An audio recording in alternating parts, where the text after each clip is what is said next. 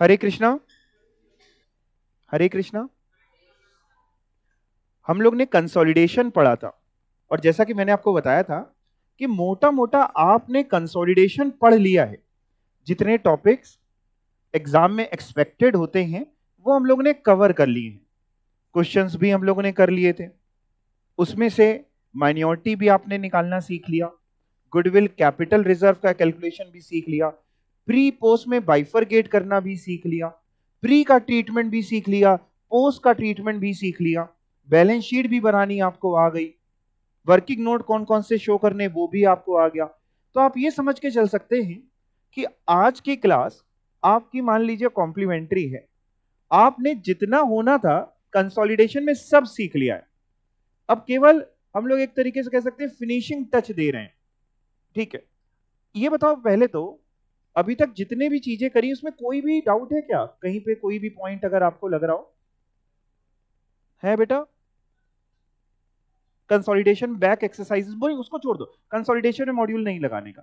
Consolidation में केवल जितने हमने क्वेश्चंस कहे हैं उतने क्वेश्चंस करने हैं, बस पास्ट ईयर के और कर लेने, इसके अलावा कंसोलिडेशन में और कुछ नहीं करना। बाकी सब में आप करते रहिए, कोई टेंशन नहीं। ठीक है, और बताओ और कोई डाउट है? नहीं। आज हम लोग क्या पढ़ने वाले? कंसोलिडेशन ही पढ़ेंगे।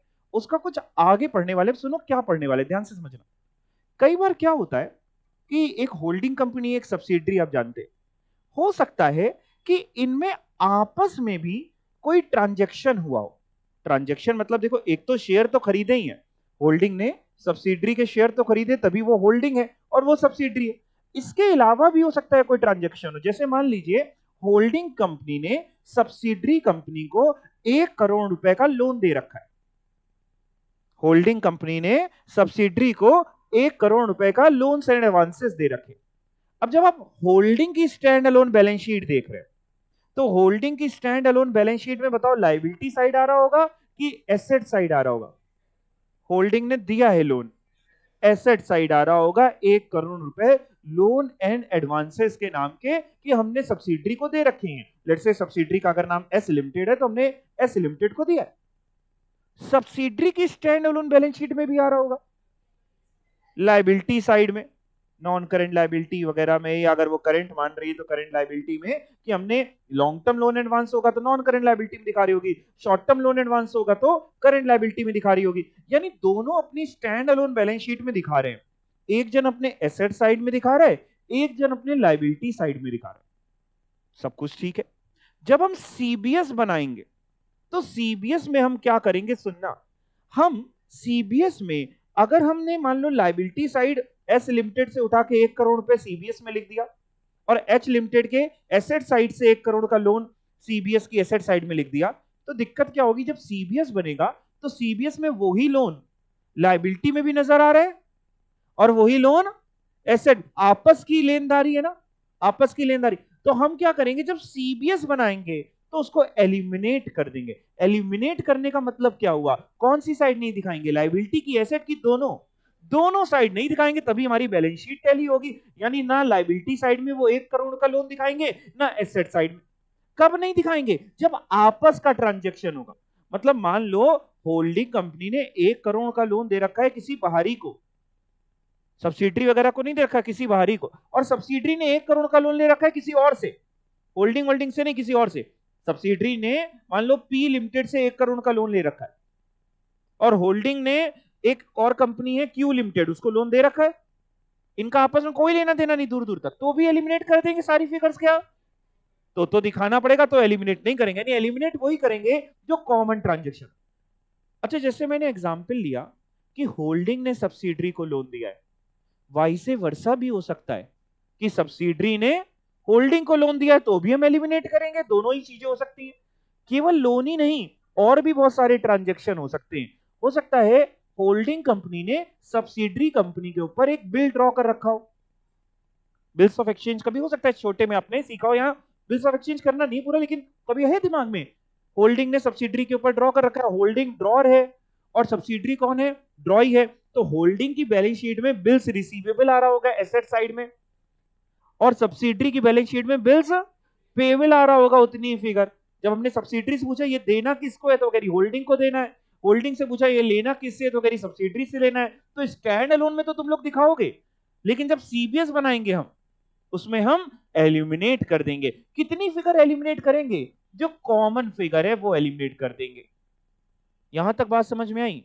अच्छा, अब अगर बिल्स ऑफ एक्सचेंज सोच ही रहे हैं, कितने कितने कितने बच्चे ऐसे हैं जिनकी स्कूल लाइफ में बिल्स ऑफ एक्सचेंज पढ़ा है? आई थिंक जो कॉमर्स साइड के रहे होंगे, हम पूछेंगे नहीं कि आपको याद है कि नहीं, एंट्रीज नहीं पूछेंगे, टेंशन ना लो। ये सुना है आपने बिल्स ऑफ एक्सचेंज? बस इतना बता दो हैंड रेस करके। हाँ ठीक है, बाकी मैं पूछता कुछ नहीं, मेरे को पता आप नहीं बता पाओगे। पूछना छोड़ दिया। अच्छा, अगर आपने इतना सुना है, और जो साइंस साइड वाले हैं जीता वगैरह, आप भी टेंशन ना लो, इनको भी कुछ याद नहीं, सिर्फ नाम याद है। अच्छा, बिल्स ऑफ एक्सचेंज आप नहीं पढ़ा है तो बहुत ही बढ़िया फिर तो।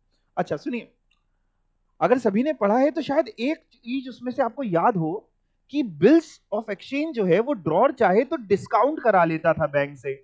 ऐसा कुछ याद आ रहा है? कि लेट से मान लेते, थोड़ा सा रिवाइज करा देता हूं, है ना, छोटी वाली चीज। मान लीजिए मैंने आपके ऊपर एक बिल ड्रॉ किया, मैंने आपके ऊपर एक बिल ड्रॉ किया, यानी मैं ड्रॉर बन गया, आप ड्रॉई बन गए। मान लेते हैं लेट से 1 करोड़ का बिल था, और उसमें लिखा था 1 करोड़ रुपए 3 महीने बाद आप मेरे को दोगे। 3 महीने की एक ड्यू डेट थी, आपने बिल एक्सेप्ट कर लिया, साइन कर लिया और मेरे को दे दिया।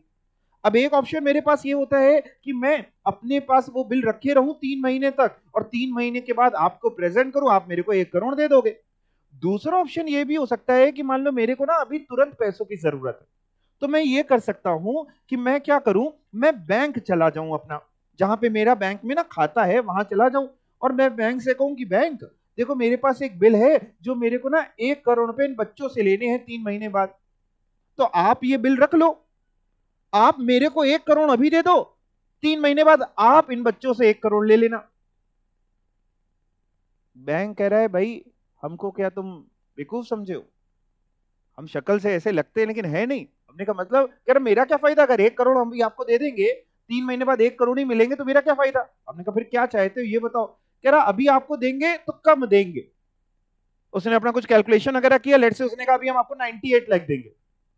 ये हमने ऐसे ही फिगर बोल दी, कोई कैलकुलेशन हमने नहीं किया है, जो मन में आता है हम बोल देते हैं, ठीक है, तो 98 लाख देंगे। हमने ठीक है, तुम हमें अभी 98 लाख दे दो, हमें जरूरत है भैया, 3 महीने बाद तुम इन लोगों से ले लेना, कितने रुपए ले लेना, 1 करोड़। तो अब समझना जरा, जब मैंने आपके ऊपर बिल ड्रॉ किया, उस समय तुरंत अगर मैं अपनी बैलेंस शीट बनाऊं बिना डिस्काउंट करे, तो मेरे एसेट साइड में बिल रिसीवेबल में 1 करोड़ आ रहा था, आपकी लाइबिलिटी साइड में बिल्स पेबल में 1 करोड़ आ रहा था।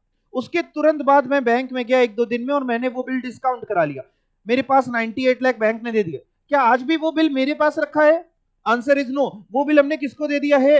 बैंक को दे दिया है, वो बिल बैंक को दे दिया। उसके बाद अब मेरी बैलेंस शीट सोचो स्टैंड अलोन, अब मेरी स्टैंड अलोन बैलेंस शीट में क्या बिल रिसीवेबल आ रहा होगा 1 करोड़? Answer is no. वो मेरे पास बिल है ही नहीं, वो किसके पास है? बैंक के पास। बैंक मांगेगा आपसे। हाँ, आपकी लाइबिलिटी साइड में 1 करोड़ आ रहा होगा कि नहीं? आपकी लाइबिलिटी साइड में तो 1 करोड़ आ रहा हो, आपको तो 1 करोड़ देना है, मेरे को देना हो या बैंक को, जो बिल प्रेजेंट करेगा आप उसको दे देंगे। अब समझिए, जब स्टैंड अलोन बैलेंस शीट दी गई, तो स्टैंड अलोन बैलेंस शीट में, मेरी बैलेंस शीट में बिल रिसीवेबल नहीं आ रहा था। क्यों? क्योंकि मैंने बैंक से डिस्काउंट करा लिया था। आपकी स्टैंड अलोन बैलेंस शीट में लाइबिलिटी साइड आ ही रहा था। अब बताओ, जब सीबीएस बनाएंगे तो इसको एलिमिनेट करेंगे कि दिखाएंगे?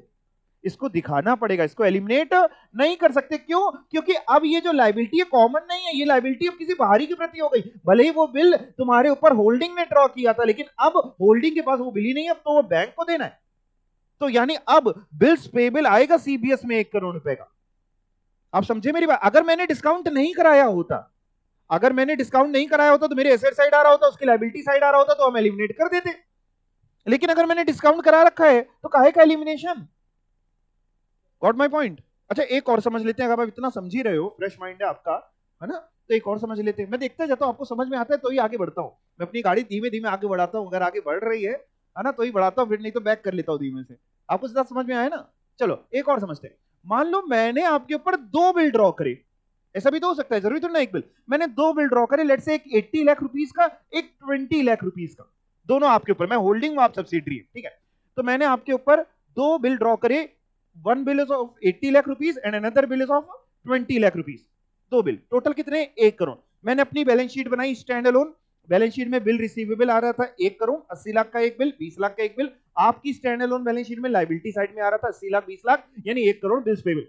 मैंने डिस्काउंट नहीं कराया है। सीबीएस बनाएंगे, हटाएंगे कि रखे रहेंगे? हटा देंगे। यहां से एसेट साइड से भी हट जाएगा, मतलब सीबीएस में, और लाइबिलिटी साइड से भी 1 करोड़ मिल जाएगा। दूसरा केस सुनो, मैंने 2 बिल ड्रॉ करे 80 लाख 20 लाख के, जिसमें से मैंने एक बिल डिस्काउंट करा लिया। मेरे को भी कुछ पैसों की जरूरत थी, लेट से मैंने वो 20 लाख वाला बिल बैंक से जाके डिस्काउंट करा लिया। हमने कहा भैया ये रख लो और जो पैसे अभी बनते हो अभी दे देना, आप मैच्योरिटी में इन लोगों के सामने, अच्छे लोग हैं भले लोग हैं, इन लोगों को पैसा अब बिल देना, ये लोग आपको पैसा दे देंगे। तो बैंक ने हमको 19 लाख 19.5 लाख कुछ भी फिगर अभी दे दी, हमने वो बिल बैंक को दे दिया।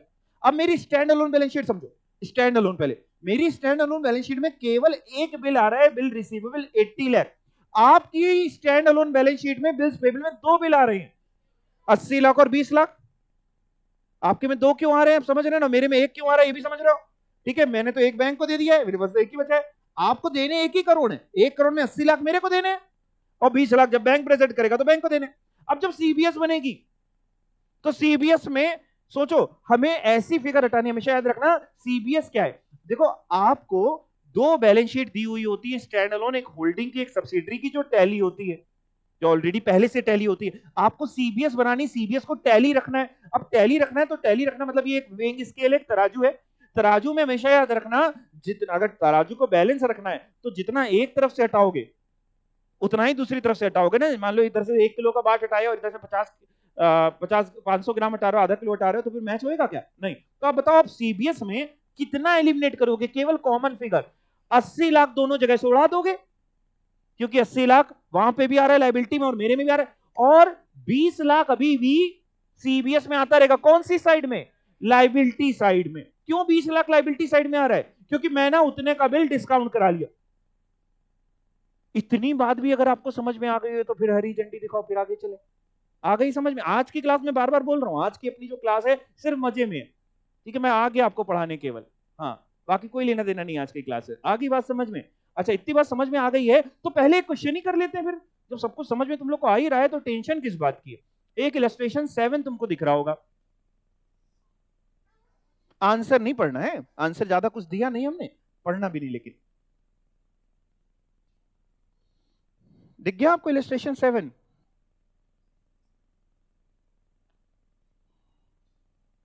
बताओ, पहले आंसर कर लें कि पहले क्वेश्चन पढ़ लें? पक्का कहो तो पहले आंसर कर ले, पहले क्वेश्चन पढ़ा जाता है। अच्छा, थैंक यू बेटा। पढ़ते।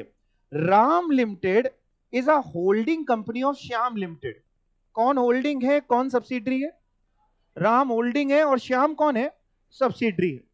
During the year 2021-22 bill receivable amounted to ₹7 lakh out of total bill receivable of ₹9 lakh received from Shyam Limited were discounted by Ram Limited। पता नहीं क्या अजीब सी लाइन है, फिर से पढ़ते हैं।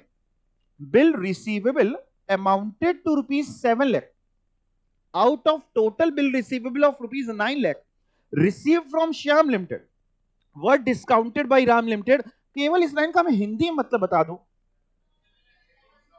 पहले ये बताओ, नहीं जैसे मैं पूछता जाऊंगा आप बताते जाना। पहले ये बताओ, राम और श्याम में ड्रॉर कौन है, ड्रॉई कौन है? राम ड्रॉर है, आर यू श्योर? और श्याम ड्रॉई है। टोटल राम ने कितने का बिल ड्रॉ किया था? 9 लाख का, जिसमें से राम ने कितने का बिल डिस्काउंट करा लिया? 7 लाख। अब सुनना, जब राम ने, बिना डिस्काउंट के पहले बात करते हैं, जब राम ने टोटल 9 लाख का बिल ड्रॉ किया था और 7 लाख का डिस्काउंट करा लिया, तो ये डीम्ड सी बात है कि 2 बिल रहे होंगे, एक 7 लाख के और एक 2 लाख के। जब ड्रॉ किया था और मान लो डिस्काउंट नहीं कराता, तब राम की बैलेंस शीट में एसेट साइड में आ रहा होता बिल रिसीवेबल 9 लाख और श्याम की बैलेंस शीट में लायबिलिटी साइड में आ रहा होता बिल्स पेबल 9 लाख। लेकिन राम ने क्या किया? 7 लाख डिस्काउंट करा लिया। 7 लाख डिस्काउंट कराते ही राम की जो बैलेंस शीट है उसमें एसेट साइड में आ रहा होगा bill receivable 2 lakh. Are you sure? 2 lakh. और श्याम की बैलेंस शीट में अभी भी बिल्स पेबल में पूरा 9 लाख आ रहा होगा। अब सोचो ध्यान से, जब हम सीबीएस बनाएंगे तो हम कितनी फिगर एलिमिनेट करेंगे, हटाएंगे कितनी? कॉमन फिगर हटाते हैं, कॉमन फिगर हटाते हैं। उसके में 9 लाख लिखा हुआ है, इसके में 2 लाख लिखा हुआ है। उसके में 9 लाख में हमने पूछा किसको देना है, तो कह रहा 2 लाख अभी भी होल्डिंग को देना है और 7 लाख बैंक को देना है। 9 लाख में 2 लाख अभी भी होल्डिंग को देना है, 7 लाख बैंक को देना है। हम कितना हटाएं? ऐसा हटाते जो आपस का अभी भी बचा हुआ है, जो आपस का अभी भी बचा हुआ है। कितना हटाएंगे? 2 लाख दोनों तरफ से हटाएंगे। यानी अभी भी सीबीएस जब बनेगी तो 7 लाख आएगा। कहां पे आएगा 7 लाख? लायबिलिटी साइड में बिल्स पेबल में, एसेट साइड में कुछ नहीं आने वाला, आप समझ गए। और 2 लाख हटाएंगे कि पूरा 9 लाख हटा दें? 2 लाख। आगे बढ़ते हैं, और आगे क्या हुआ, and Shyam limited had endorse, endorse मतलब समझते हैं, बिल को आगे बढ़ा देना, to its creditor all the bill receive from Ram limited amounting to 10 lakh. यानी ये 2 अलग अलग ट्रांजेक्शन, ऊपर वाला समझ में आ गया। ये क्या है सुनो, एक मेरी तरफ देखो, एक 10 लाख रुपए का बिल था जो श्याम ने ड्रॉ किया था राम के ऊपर, एक 9 लाख वाला अलग था, 2 अलग अलग ट्रांजेक्शन हुए आपस में। 9 लाख वाला समझ गए, 10 लाख वाले को ध्यान से सुनना। एक 10 लाख वाला बिल था जो ड्रॉ किया था श्याम ने राम के ऊपर, यानी श्याम था ड्रॉर और राम था ड्रॉइंग। यानी अगर अभी तुरंत स्टैंड अलोन बैलेंस शीट बनाए तो श्याम की एसेट साइड में आ रहा था बिल रिसीवेबल, और जो होल्डिंग कंपनी थी राम लिमिटेड उसकी लायबिलिटी साइड में आ रहा था बिल्स पेबल में 10 लाख रुपए, उसके में बिल रिसीवेबल, इसके में 10 लाख रुपए बिल्स पेबल। बाद में क्या हुआ, श्याम ने क्या किया, श्याम के पास वो बिल था ना 10 लाख रुपए लेने थे, श्याम ने वो बिल किसी और को आगे एंडोर्स कर दिया। यानी लेट से श्याम ने वो बिल घनश्याम को दे दिया 10 लाख रुपए। क्यों दे दिया सर घनश्याम को? हो सकता है श्याम की लायबिलिटी हो टूवर्ड्स घनश्याम, घनश्याम कोई बाहरी इंसान था, तो घनश्याम को श्याम को 10 लाख रुपए देने थे। श्याम ने कहा एक काम करते हैं यार, ये बिल ले लो, मैच्योरिटी में तुम 10 लाख ले लेना आराम से। यानी श्याम ने वो बिल आगे एंडोर्स कर लिया। एंडोर्स सुना होगा आपने, है ना? अब सुनो, जैसे एंडोर्स किया वैसे ही अगर स्टैंड अलोन बैलेंस शीट बनाई जाए तो श्याम की बैलेंस शीट में अब बिल रिसीवेबल नहीं आ रहा होगा, क्योंकि श्याम ने तो किसको दे दिया, घनश्याम। मैंने सिर्फ एज्यूम किया है। कुछ कुछ बच्चे ये भी डाउट पूछते हैं बाद में हमसे, सर ये क्वेश्चन में घनश्याम कहाँ लिखा था? तो ऐसे भी माइंड बंद करके बिल्कुल नहीं बैठना है, थोड़ा सा उसको हल्का सा ना आप चाबी से उसकी बनवा लीजिए, घंटा घर पे चाबी बनती है, ठीक है ना, थोड़ा सा ओपन करके बैठिए। घनश्याम सिर्फ एग्जाम्पल में मेरे अपने, है ना, एज्यूम फिगर है, एज्यूम नाम है। तो श्याम ने घनश्याम को बिल दे दिया, श्याम की बैलेंस शीट में बिल रिसीवेबल में बताओ अब भी 10 लाख आ रहा होगा, यस और नो? नहीं, अब तो घनश्याम में आ रहा होगा। अच्छा, राम में बिल्स पेबल में 10 लाख आ रहा होगा कि नहीं? राम में आ रहा होगा।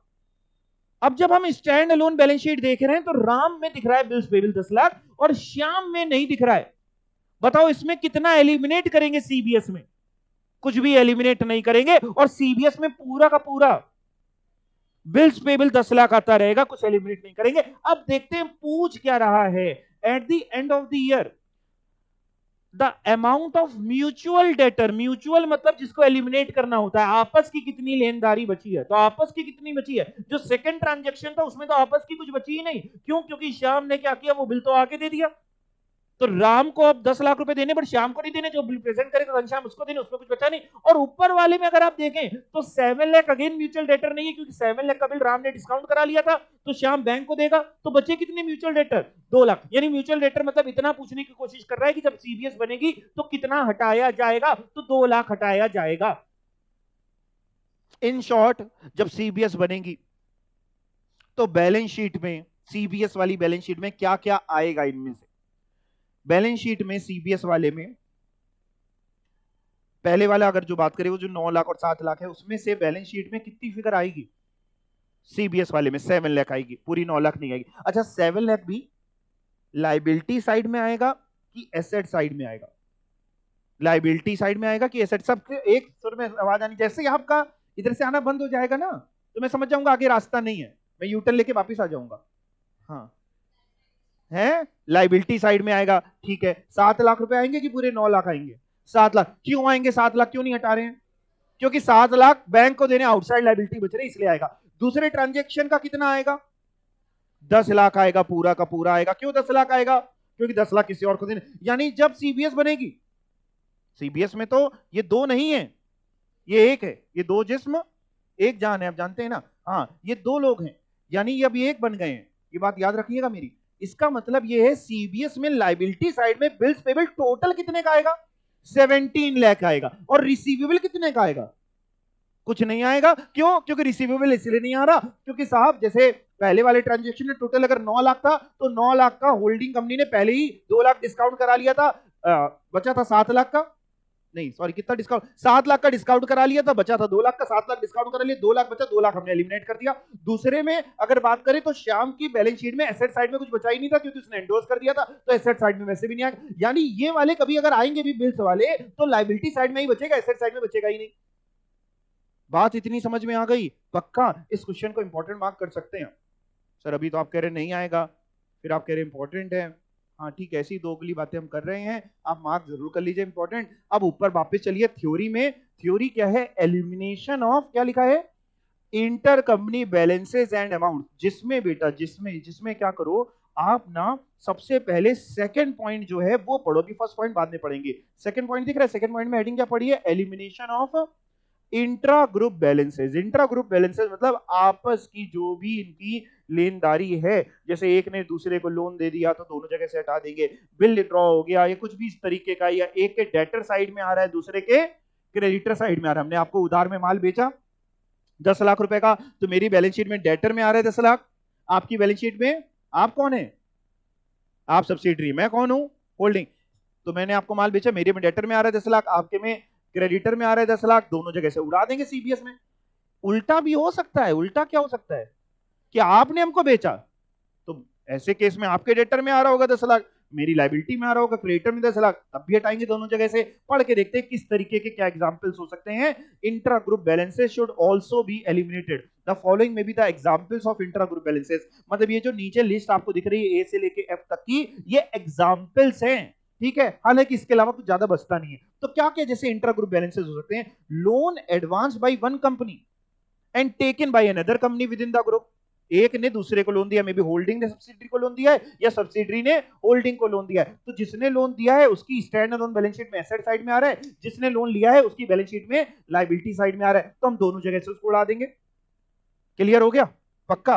दूसरा, debtor and creditor within the group आ रहे हैं। एक ने दूसरे को माल बेचा है तो उधार में बेचा है, तो एक के में डेटर आ रहा है, दूसरे में क्रेडिटर आ रहा है, हम हटा देंगे। बिल रिसीवेबल, बिल पेबल, अभी आपने देखा, उस पर क्वेश्चन भी कर लिया आपने।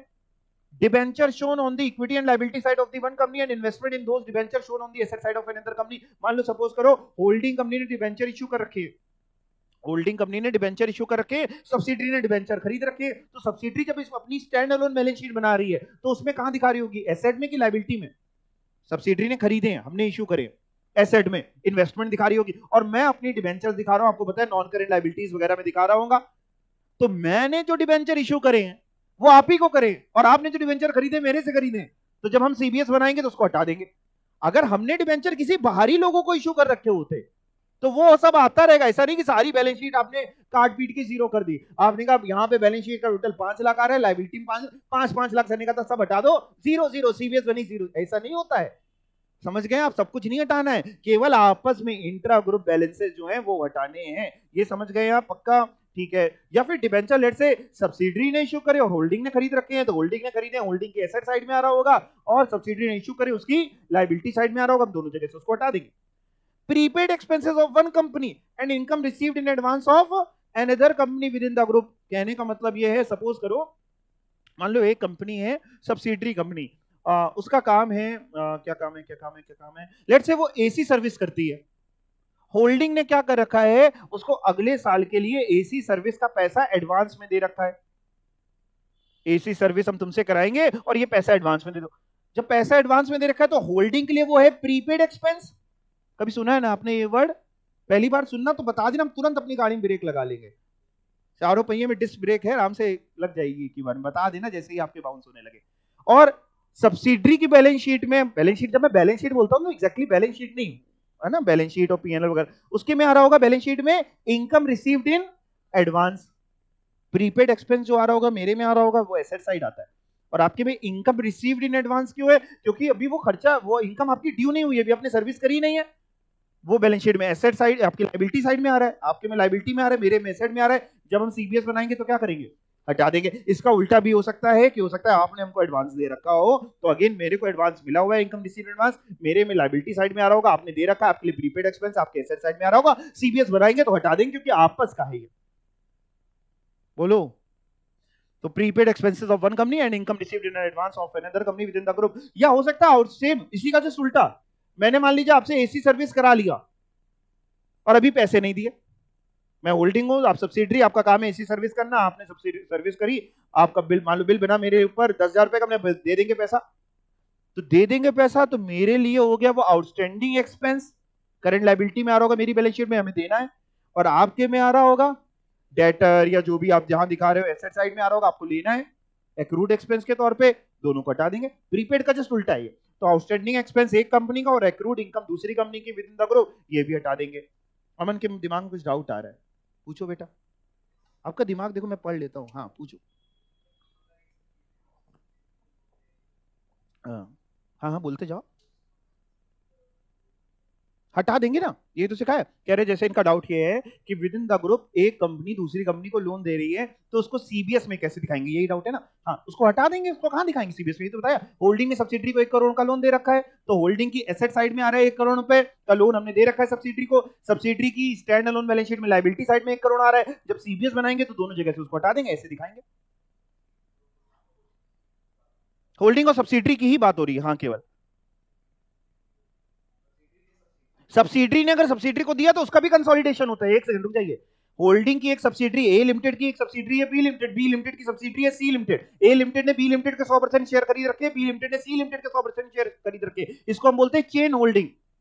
जैसे चेन स्मोकिंग लोग करते हैं ना, वो नहीं, ये चेन होल्डिंग है। तो ये भी सब्सिडरी, जब होल्डिंग कंपनी अपना कंसोलिडेशन बनाएगी तो बीसी सबका बनाएगी वो, तो ये भी हटाएगी वो। सब्सिडरी की सब्सिडरी भी आपकी होल्डिंग होती है, ठीक है ना। तो वो चेन होल्डिंग होती है। आपके करिकुलम में इतना है नहीं, क्योंकि बच्चा एक ही नहीं कर पाता। क्लियर हो गया, तो वो भी हटाएंगे। बाहर ही किसी को दिया है जो किसी की कोई सब्सिडरी नहीं है, तो नहीं हटाएंगे, ठीक है। या बाहर से लिया है, बैंक से लोन लेकर के आई होल्डिंग कंपनी 1 करोड़ का, तो नहीं हटाएंगे।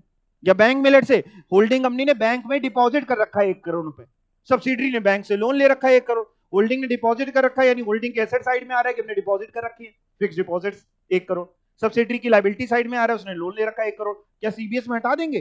आंसर इज नो, नहीं हटाएंगे। सीबीएस में कैसे दिखाएंगे? ऐसे दिखाएंगे जो उसकी एसेट साइड में आ रहा है बीएसएल में दिखा देंगे, लायबिलिटी में आ रहा है लायबिलिटी में दिखा देंगे। आपस का ही केवल हटाएंगे। और कोई डाउट किसी का?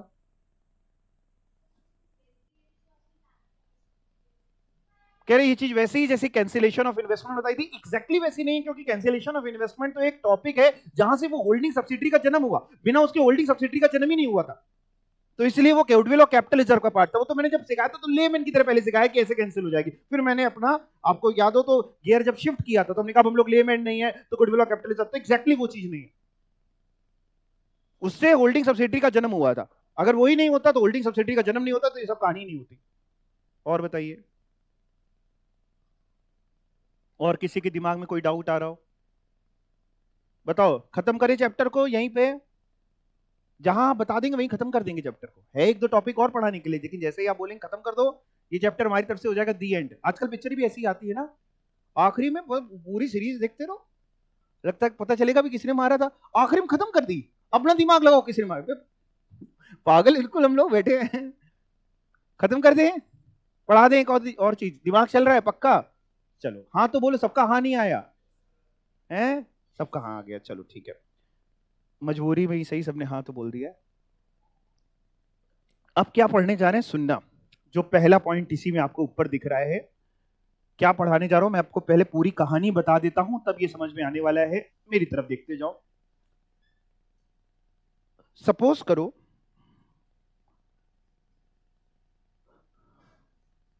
मान लो होल्डिंग्स कंपनी ने सब्सिडरी कंपनी को कोई गुड्स बेचे। लेट्स से एक गुड्स थे जो होल्डिंग ने 100 रुपए के खरीदे थे, छोटी रकम से जल्दी समझ में आएगा। होल्डिंग ने कहीं से 100 रुपीज के गुड्स खरीदे थे और वो सब्सिडरी को बेचे, गुड्स बेचे। अब समझ रहे ना, सब्सिडरी को बेचे लेट्स से 150 रुपए में, यानी होल्डिंग का कितना प्रॉफिट दिख रहा है? 50 रुपीज का होल्डिंग ने सेल किया और सब्सिडरी ने खरीद लिया। सब्सिडरी ने खरीद लिए किससे? होल्डिंग से। कितने के खरीद लिए? 150 रुपए में। बाद में क्या हुआ, सब्सिडरी ने वो गुड्स किसी और को बेच दिए।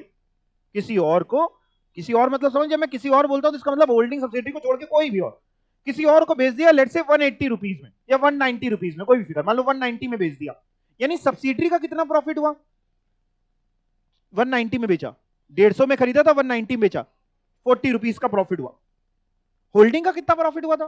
50। अब सुनना, होल्डिंग ने 100 रुपए का कहीं से खरीदा था, तो जब भी 100 रुपए का खरीदा था तब उसने एंट्री करी होगी परचेजेस अकाउंट डेबिट 100 टू, लेट से नगद खरीद के लाई थी होल्डिंग कंपनी तो टू कैश 100 रुपए। ऐसे ही एंट्री होती है ना खरीदने की, अपने छोटे में ऐसी परचेजेस टू कैश 100 100। फिर होल्डिंग ने सब्सिडरी को बेचा और होल्डिंग ने जब सब्सिडरी को बेचा तो होल्डिंग ने सब्सिडरी को बेचने की अपनी बुक्स में एंट्री करी। अगर नगद बेचा तो cash account debit to sale 150 या उधार बेचा तो subsidiary S limited account debit to sale 150। Subsidiary की बात करते हैं। सब्सिडरी ने जब खरीदा होल्डिंग से तो सब्सिडरी ने अपने यहां खरीदने की एंट्री करी, purchases account debit to cash. अगर नगद खरीदा 150 से 150 से करेगी कि 100 से करेगी? 150। उसकी कॉस्ट तो 150 है ना, उसको तो 150 का पड़ा है। आप ये समझ रहे हैं ना, इस दुनिया में एक इंसान का जो सेल प्राइस है वो दूसरे के लिए क्या होती है? कॉस्ट होती है ना। जैसे आप मार्केट में गए, आपने एक बढ़िया ड्रेस परचेज कर ली 5000 की, बेचने वाले ने खरीदी थी 500 की, 4500 प्रॉफिट कमा के आपको 5000 की बेच दी, तो आपकी कॉस्ट कितनी है? आपने 5000 की खरीदी तो आपके लिए तो 5000 की ना। आप सबको क्या बताओगे? ये हमने 5000 की पहनी हुई है, यही तो बताओगे कि बताओगे 500 की थी हम लूट आए, नहीं ना। आप समझ रहे हैं बात को? तो आपकी कॉस्ट तो है 5000। तो सेम चीजें यहाँ पे सब्सिडरी की कॉस्ट है 150। उसको क्या पता होल्डिंग ने कितना मुनाफा कमाया कितना नहीं कमाया। तो सब्सिडरी कॉस्ट है 150, उसने अपने एंट्री करी purchase account debit to cash 150, या अगर उधार में खरीदा है तो purchase account debit to H limited 150। और उसके बाद सब्सिडरी ने आगे बेच दिया। सब्सिडरी ने आगे बेच दिया तो सेल की एंट्री मार दी। सेल की एंट्री यानी cash account debit to sale, let's से नगद बेच दिया। जिसको भी बेचा 180 का या 190 का, 190 मान रहा हूं, 190 का नगद बेच दिया। तो 40 का प्रॉफिट उसने कमाया, 50 का प्रॉफिट हमने कमा लिया। तो मेरी जो स्टैंड अलोन बैलेंस शीट है, मेरी हंसा, मेरी वो एक खिचड़ी आता था, एक सीरियल देखा है आपने कभी? नहीं, एक पहले ना एक खिचड़ी सीरियल आता था, अब उस पर मूवी भी बन गई है। कॉमेडी मूवी है, थोड़ा कम दिमाग लगाने वाली कॉमेडी। वो उसमें प्रफुल्ल होता है, तो हंसा होती है एक उसकी वाइफ, उसको वो शाहिद कपूर की जो मम्मी है ना वो उसमें रूल है, तो उसको समझाता है, वो पूछती है इसका मतलब, तो बहुत अच्छे से समझाता है उसका मतलब। तो देखना पिक्चर, ठीक है। तो मेरी बैलेंस शीट में लाइबिलिटी साइड में जो रिजर्व एंड सरप्लस है उसमें प्रॉफिट में आ रहा होगा 50 रुपए। प्रॉफिट समझ के क्यों आ रहा होगा? हाँ, मैंने 100 का खरीद के 150 का बेचा। सब्सिडरी की बैलेंस शीट में प्रॉफिट आ रहा होगा 40 रुपए का। जब हम सीबीएस बनाएंगे तो हम टोटल प्रॉफिट 90 का दिखाएंगे। क्यों? क्योंकि साहब ये रियलाइज्ड प्रॉफिट है, ये ऐसा प्रॉफिट है जो वाकई हो गया। क्यों? क्योंकि सब्सिडरी ने गुड्स आगे बेच दिए। मतलब कहना क्या चाहता हूं, फिर से सुनना। अब एग्जाम्पल में थोड़ा सा ट्विस्ट डालता हूं, सुनना। होल्डिंग ने सब्सिडरी को गुड्स बेचे, 100 के खरीद करके 150 के बेचे। आपको पता है 50 का प्रॉफिट होल्डिंग अपनी स्टैंड अलोन में दिखा रही है। सब्सिडरी ने 150 के खरीद लिए और सब्सिडरी अभी उसको आगे नहीं बेच पाई है। सब्सिडरी अभी उसको आगे नहीं बेच पाई और सब्सिडरी बना रही है अपनी stand alone balance sheet. Stand alone balance sheet में सब्सिडरी क्या करेगी, सुनते जाना। सब्सिडरी ने खरीदा था 150 रुपए का, तो सब्सिडरी अपने स्टॉक में यानी इन्वेंट्री में एसेट साइड में दिखा रही होगी 150 रुपए, 150 रुपए। और होल्डिंग में होल्डिंग दिखा रही होगी अपने प्रॉफिट 50 रुपए का। होल्डिंग दिखा रही होगी प्रॉफिट 50 रुपए का और सब्सिडरी की कॉस्ट दिख रही है स्टॉक की 150। स्टैंड अलोन तो बहुत बढ़िया, अच्छा लग रहा है। तुम अपने यहां दिखाओ 50 का प्रॉफिट, वो दिखा रही है 150 का स्टॉक। अभी तक उसने आगे बेचा नहीं है, आगे बिक नहीं पाया और आ गई कंसोलिडेशन की डेट। अब हम कर रहे हैं कंसोलिडेशन।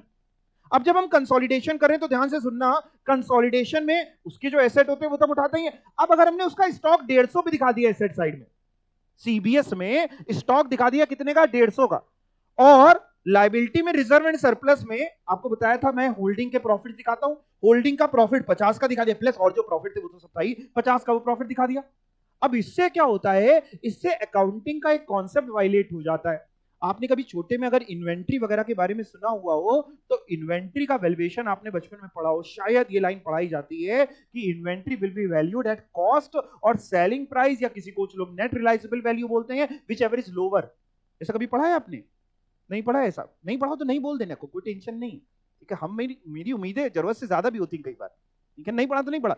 कभी भी जब भी स्टॉक दिखाते हैं ना बैलेंस शीट में, तो हमेशा स्टॉक को जितनी आपकी लागत है या जितने का वो बिक जाएगा, net realisable value, net realisable value, दोनों में से जो कम होता है उतने पे दिखाते हैं।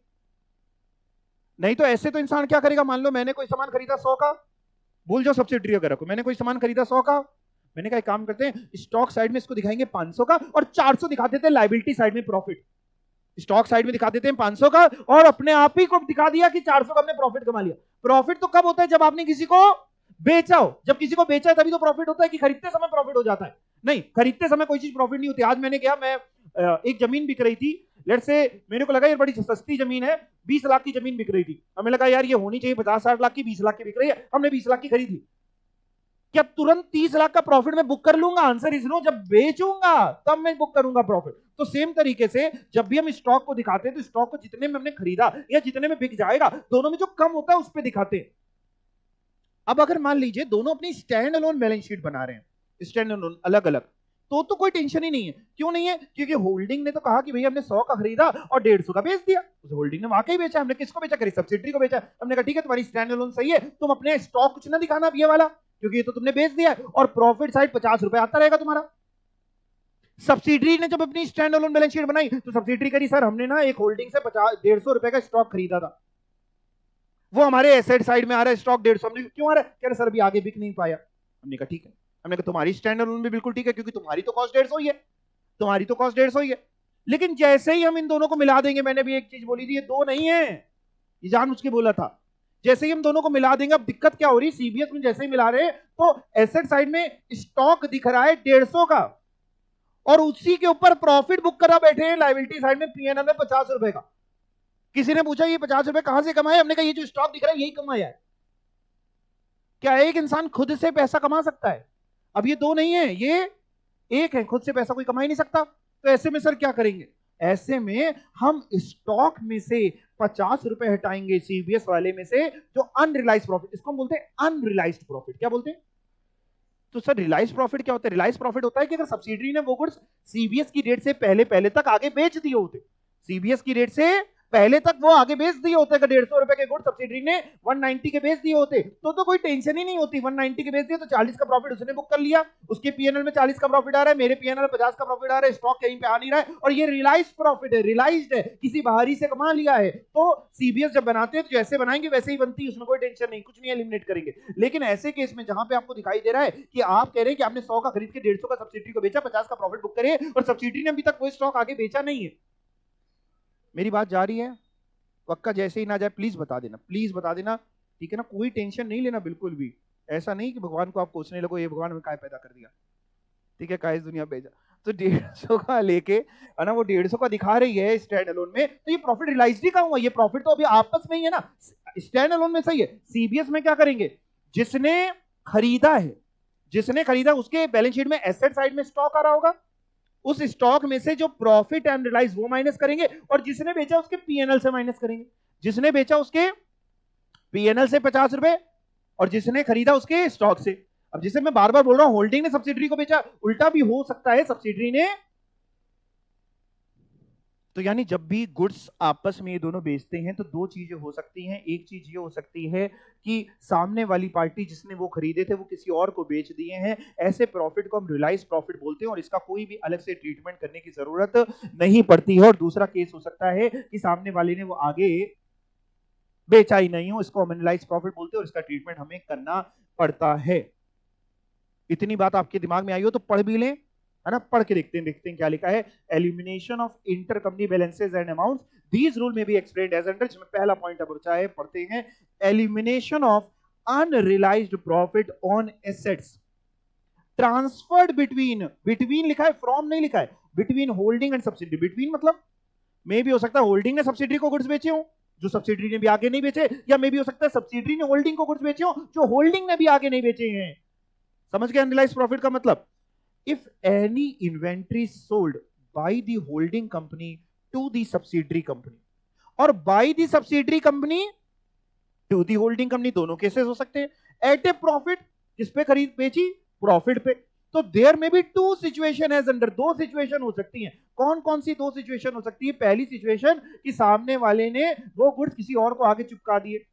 चिपका दिए मतलब हाँ बेच दिए, कानपुरिया भाषा ही अपनी, ठीक है। The buying company has sold the whole of such stock, whole मतलब 100%, अंडरलाइन करो, पूरा का पूरा वो स्टॉक जो है, सच मतलब, सच बोली तो सच मतलब वो ही वाले स्टॉक की बात करें, सच और झूठ की बात नहीं कर रहे यहाँ पे। The buying company has sold the whole of such stock brought at a profit from the selling company till the end of accounting year, यानी अकाउंटिंग ईयर के एंड तक जो बाइंग कंपनी थी, लेट्स से सब्सिडरी कंपनी ने खरीदा था holding से, subsidiary company जो बाइंग कंपनी थी उसने वो पूरे के पूरे गुड्स आगे बेच दिए। ऐसे केस में आपके लिए बहुत वाहवाही है, क्योंकि आपको सीबीएस में जैसे करते हैं वैसे करना है, एलिमिनेट करने की कहीं पे कोई आवश्यकता नहीं है, क्योंकि ये रियलाइज प्रॉफिट ही अनरियलाइज प्रॉफिट है ही नहीं। In such a case the question of elimination of unrealised profit from the stock does not arise because there is no unsold stock as such within the buying company। उसके पास कोई unsold stock है ये नहीं। तो दूसरा case क्या हो सकता है भैया, the buying company has not sold the entire stock bought at a profit from the selling company till the end of accounting year। मतलब क्या है, सुनिए मेरी तरफ देखिए, फिर से देखिए। होल्डिंग कंपनी ने 100 रुपए के गुड्स खरीदे, 150 रुपए के सब्सिडरी को बेचे और सब्सिडरी ने आगे बेचे ही नहीं। तो आपको समझ में आ रहा है कि सब्सिडरी की बैलेंस शीट में जो स्टैंड अलोन है उसमें स्टॉक दिख रहा होगा 150 का और होल्डिंग में प्रॉफिट दिख रहा होगा 50 का। तो जब हम सीबीएस बनाएंगे तो स्टॉक में से 150 में से 50 हटा के 100 का दिखाएंगे और प्रॉफिट में से इधर से 50 हटा देंगे। दूसरा केस सुनो, होल्डिंग ने सब्सिडरी को गुड्स बेचे जिसके आधे गुड्स सब्सिडरी अभी आगे बेच चुकी है थर्ड पार्टी को। ऐसा भी तो हो सकता है, पूरे नहीं बिक पाए, आधे बिक गए। आधे बिक गए यानी आधे अभी बचे हुए बाकी हैं। तो जो प्रॉफिट होल्डिंग ने कमाया 50 का, अब उसमें पूरा अनरिलाइज नहीं है, उसका आधा रिलाइज हो गया है। जा रहा है दिमाग में कि नहीं जा रहा है? और आधा अभी भी अनरिलाइज है। ये ऐसे समझो, सब्सिडरी ने आधे बेच दिए, तो सब्सिडरी जब अपनी स्टैंड अलोन में स्टॉक दिखा रही होगी तो 150 का नहीं दिखा रही होगी, कितने का दिखा रही होगी? आधे बेच दिए तो आधे बचे हैं, जो बचे उसी का तो स्टॉक दिखाते हैं 75 का। 75 में कितना प्रॉफिट जुड़ा? जब 150 में 50 का प्रॉफिट जुड़ा तो 75 में 25 का। तो जब हम सीबीएस बनाएंगे तो स्टॉक 75 में 25 हटाएंगे, 50 पे दिखाएंगे स्टॉक। 100 की टोटल कॉस्ट थी, उसकी आधी 50, 75 माइनस 25। और जब प्रॉफिट होगा तो होल्डिंग का प्रॉफिट 50 है, 50 पूरा नहीं हटा देने का, 25 ही हटाने का, जो अनरिलाइज पार्ट है। अगर पूरा रियलाइज्ड हो गया तो कुछ नहीं हटाना, पूरा अनरिलाइज है तो पूरा प्रॉफिट हटाना, प्रपोर्शनेट रियलाइज्ड है, प्रपोर्शनेट अनरिलाइज्ड है तो केवल अनरिलाइज्ड पार्ट हटाया जाता है। आपको इतना नहीं परेशान करेगा, ठीक है ना? और अगर कर भी बैठे तो आप कौन सा परेशान हो, आप क्वेश्चन स्किप करके आगे बढ़ जाना, ठीक है? लेकिन पढ़ लेते हैं। अब कब कह रहे हैं आप, आज की क्लास में मैं ऐसे ही हंसी मजाक करने आया था आपसे, मैंने सोचा अगर बच्चे कहेंगे तो पढ़ा देंगे, अपने पिक्चर चलाते यहाँ पे खत्म करते हैं आज की class. In such a case the unrealised profit on such unsold asset must be eliminated. क्या चीज हटाएंगे? पढ़ो, अंडरलाइन करो, अंडरलाइन करो। क्या? हाँ, अनरियलाइज प्रॉफिट। कौन सा अनरियलाइज प्रॉफिट? मतलब कौन से स्टॉक पे होता है? जो स्टॉक बिका नहीं, जो बिक गया बैलेंस शीट की डेट तक आगे, वो रियलाइज्ड होता है, उसका कुछ भी नहीं किया जाता। तो अनरियलाइज प्रॉफिट जो भी होगा उसको एलिमिनेट करते हैं। एंड एलिमिनेशन कैसे होगा? जिसने बेचा है उसका पीएनएल डेबिट करेंगे। डेबिट करने का मतलब है पीएनएल कम करेंगे, प्रॉफिट्स कम करेंगे और स्टॉक कम करेंगे। स्टॉक यानी एसेट कम करते हैं तो स्टॉक क्रेडिट होगा, एसेट जब भी कम करते हैं तो एसेट क्रेडिट होता है। इन शॉर्ट हिंदी मतलब है कि जिसने बेचा उसके प्रॉफिट से हटा देंगे और जिसने खरीदा उसके स्टॉक से हटा देंगे। क्या हटाएंगे? Unrealised profit. जैसे 50 रुपए अगर हटा रहे हो तो दोनों जगह से 50 हटेंगे। ऐसा नहीं कि स्टॉक से 50 हटा दिया, प्रॉफिट से 10 रुपए हटा दिया और आपने कहा बैलेंस शीट टैली हो जाए, फिर कैसे टैली होगी? नहीं होगी। अब बताओ, इतनी बात आपके दिमाग में आई है? पक्का? देखो गांव बसा नहीं है, ऐसी ऐसी बातें करते। प्रॉफिट का समझ में आ नहीं रहा है, अरे लॉस पे बेच दी तो भी कुछ नहीं करेंगे, रियलाइज्ड है वो लॉस, एक के बैलेंस शीट में लॉस में दिखाई। अब जो मैं बोल रहा हूं आप लोग बाकी लोग कान बंद करो, इनकी बातें सुनने से क्या होगा, कई बार जो भी दिमाग में आया है हाँ वो फट जाएगा। एक ने लॉस पे बेचा तो उसके में लॉस आ रहा होगा, जिसने प्रॉफिट बेचा उसके में प्रॉफिट है, तो रियलाइज अपने आप खुद ही नेट हो जाएगा। आपको कुछ नहीं करना, आपको तभी करना है जब सामने वाले ने आगे बेचा ही नहीं। समझ गए? किसी को बताना नहीं, ठीक है? ठीक है, चलो किसी तरीके से ये समझ में आया। खत्म करें कंसोलिडेशन को कि एक और चीज है, अगर आप कहो तो पढ़ा दें? हैं? सब पढ़ा दीजिए, हमने तो फीस दी, आप अपना काम तो करिए, बाकी हम लोग देख लेंगे हमें पढ़ के जाना है कि नहीं। चलो ठीक है। अब आपको अगला टॉपिक उसमें दिख रहा होगा बोनस शेयर का, देखो मिल रहा है, bonus share issued by subsidiary company. अच्छा, बोनस शेयर होते क्या है? अभी तक तो ये तो समझ गए हो क्या होते हैं। एग्जिस्टिंग शेयर होल्डर को मिलते हैं कितने रुपए में? फ्री में, फ्री में। वेरी गुड, बहुत बढ़िया। अब इसको कैसे समझें, आपको मैं लेके चलता हूं एक इलस्ट्रेशन हम लोग ने किया था, आई थिंक इलस्ट्रेशन नंबर 3 पे लेके चलता हूं। इलस्ट्रेशन 3 खोलो।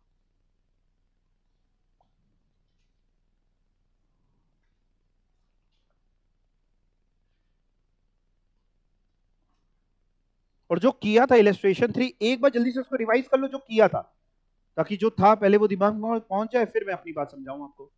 इलस्ट्रेशन 3 तो सभी को समझ में आ गया था, जो किया था आपके पास है उसको रिवाइज कर डालो जल्दी से।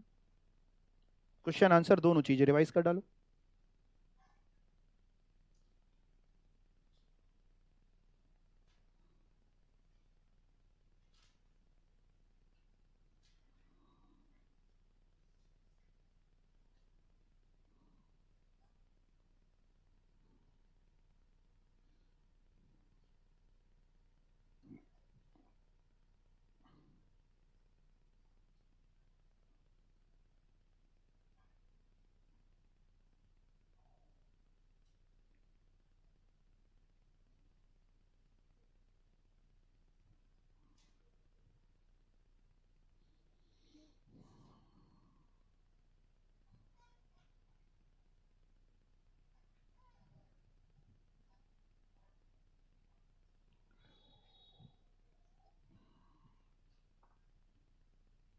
यानी इस क्वेश्चन में था क्या, पहले ये समझाता हूं, एक बार फिर से रिवाइज कराता हूं, फिर मैं जो सिखाऊंगा उसकी बात बाद में करेंगे। पहले तो ये क्वेश्चन वापस आपको रिकॉल कराएं। बैलेंस शीट थी एक एच लिमिटेड की, एक एस लिमिटेड की, ये बैलेंस शीट थी, ठीक है नहीं? थी। उसके अलावा 50 रुपए का एक शेयर था और सब्सिडरी के 2 लाख रुपए के शेयर थे। तो आपने मेरे को बताया था कि 4000 शेयर रहे होंगे इंटू 50, 2 लाख को डिवाइड बाई 50 किया था तो 4000 शेयर आए थे। इसने 4000 शेयर खरीदे थे, यानी 100% शेयर इसके पास थे, वो भी आपने किया था। 100% शेयर थे, माइनॉरिटी के पास कोई शेयर नहीं था। फिर गुडविल और कैपिटल रिजर्व के लिए आपने देखा था कि जिस दिन की बैलेंस शीट है उसी दिन पे इसने शेयर खरीदे, एच लिमिटेड ने परचेज करे शेयर एच लिमिटेड पे बैलेंस शीट की डेट पे। यानी आपने कहा था कि सब्सिडी के जितने भी प्रॉफिट्स हैं ये सब फ्री के प्रॉफिट्स हैं। तो आपने गुडविल और कैपिटल रिजर्व के लिए दो चीजें, कॉस्ट ऑफ एक्विजिशन जो आपने कहा था 4000 शेयर की 3 लाख रुपए है, और दूसरी इंट्रिंसिक वैल्यू के लिए आपने ये पूरे 2 लाख का 100% लिया था। रिजर्व 10,000 का पूरे का 100% लिया था, 30,000 का पूरा 100% लिया था। 100% क्यों ले रहे हैं? क्योंकि उसके पास 100% शेयर थे। तो आपने कहा था कि इंट्रिंसिक वैल्यू इसकी जो है वो 2,40,000 रुपीज की है, 3 लाख रुपए का इसने खरीदा है, महंगा खरीदा है। यानी आपने कहा था कि सर 60,000 की गुडविल है, 60,000 की अपनी गुडविल आई थी। यहां तक कोई डाउट है किसी को? ये तो जो किया था उसी को मैंने रिवाइज कराया ताकि रिकॉल हो जाए, फिर बैलेंस शीट वगैरह बनाई थी। अब सुनो ध्यान से आगे। अब इसी पिक्चर को मैं थोड़ा सा चेंज कर रहा हूं, पार्ट 2 बना रहा हूं, पिक्चर का पार्ट 2।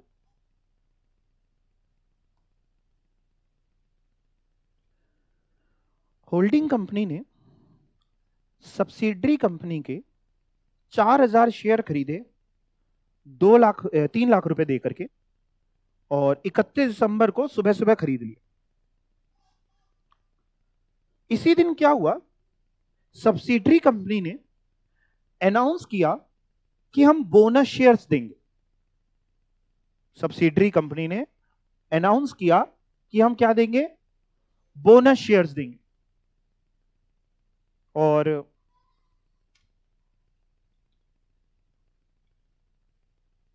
लेट से सब्सिडरी कंपनी ने कहा कि हम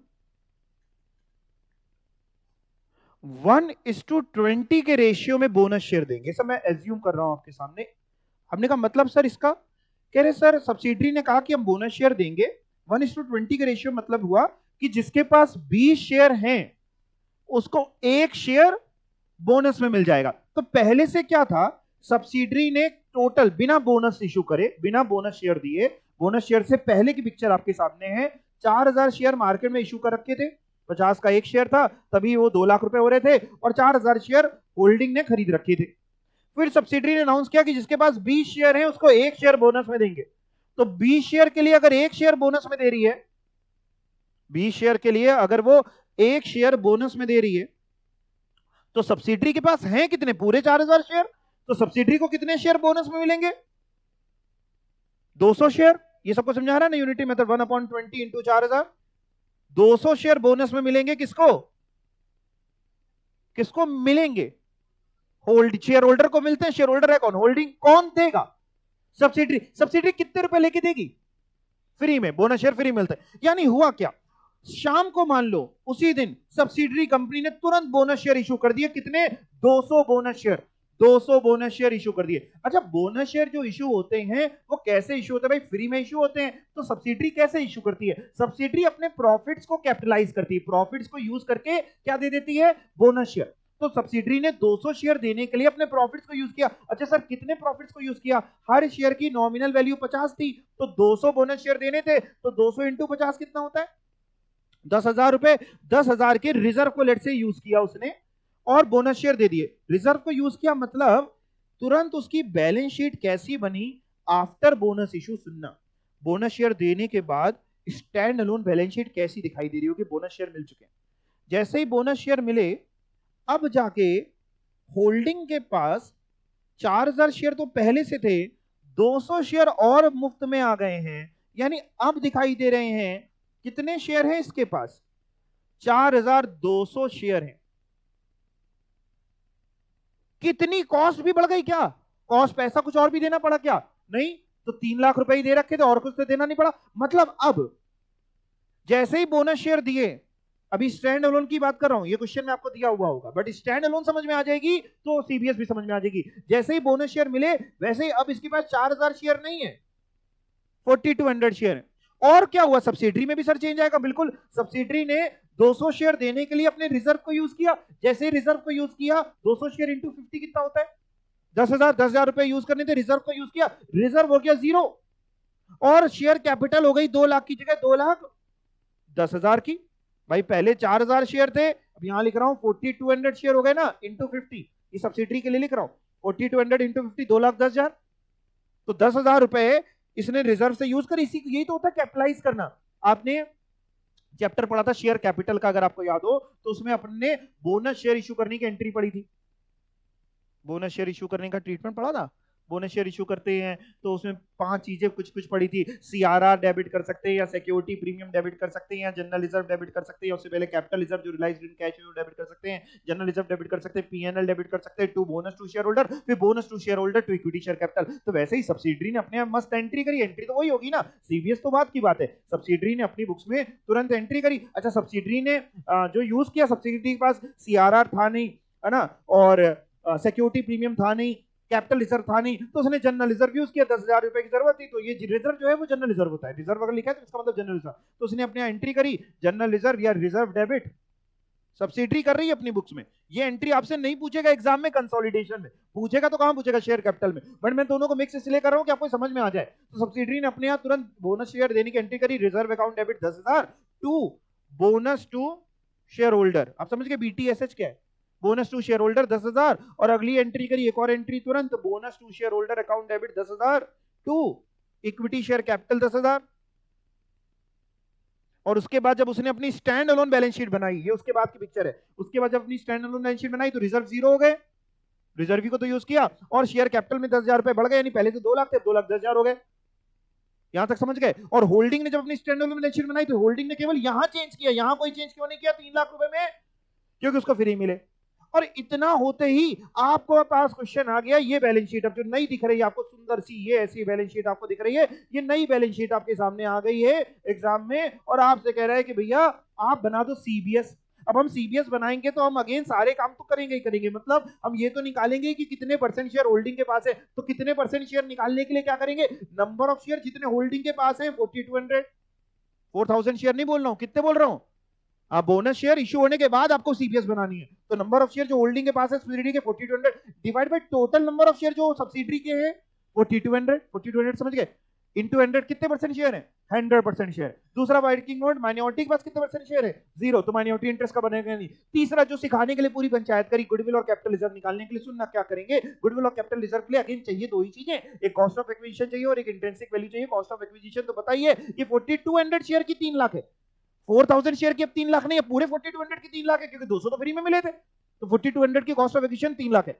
दूसरा काम क्या करना है? इंट्रिंसिक वैल्यू निकालनी है। इंट्रिंसिक वैल्यू सर कैसे निकालेंगे? इंट्रिंसिक वैल्यू के लिए हम शेयर कैपिटल लेंगे। शेयर कैपिटल कितनी है उसकी? 2,10,000 है। 2,10,000 इंटू 100% शेयर है तो 2,10,000 तो इक्विटी शेयर कैपिटल की इंट्रिंसिक वैल्यू हो गई। क्रेडिटर्स लेते नहीं, रिजर्व, रिजर्व 0 है। पीएनएल 30,000, 30,000 का 100% कर रहे हैं, करके बताएंगे। 30,000 का 100%, 30,000, 2,10,000 में 30,000 जोड़ दो, 2,40,000 इंट्रिंसिक वैल्यू हुई। 3 लाख का खरीदा, 2,40,000 इंट्रिंसिक वैल्यू, गुडविल 60,000। और अगर बोनस शेयर से जो पहले जो ओरिजिनल क्वेश्चन आपने किया था तब क्या आ रहा था, 60,000 की गुडविल, फर्क ही नहीं पड़ा। पहले भी 60,000 की गुडविल आ रही थी, आज भी 60,000 की गुडविल आ रही है, फर्क क्यों नहीं पड़ा, मैं समझ में नहीं आया। क्योंकि साहब हुआ क्या है, कुछ नहीं हुआ है। इसकी ध्यान सुनना, इसकी कॉस्ट ऑफ एक्विजिशन में कोई फर्क आया ही नहीं, वो कभी आएगा नहीं। और इसकी इंट्रिंसिक वैल्यू में कोई फर्क नहीं आया। इंट्रिंसिक में क्यों फर्क नहीं आया, क्योंकि पहले आप क्या कर रहे थे, पहले पहले पहले की पिक्चर याद है ना कि भूल गए हैं, है ना, बाहुबली 1 याद है ना। पहले क्या कर रहे थे, 2 लाख का 100% निकाल लेते, 10,000 का 100% निकाल लेते और 30,000 का 100% निकाल लेते, तो 2,40,000 आ रहा था। अब आप 2,10,000 का 100% निकालो और 30,000 का 100% निकालो तो आएगा तो 240। यानी हुआ केवल इतना कि ये जो 10,000 के प्री के रिजर्व थे, फ्री के नहीं, प्री के रिजर्व थे, ये उठ के यहां आ गए। तो जब प्री के रिजर्व को यूज करके बोनस शेयर इश्यू होते हैं, जब प्री के रिजर्व यूज करके बोनस शेयर इश्यू होते हैं तो गुडविल और कैपिटल रिजर्व की सेहत पे कोई फर्क नहीं पड़ता।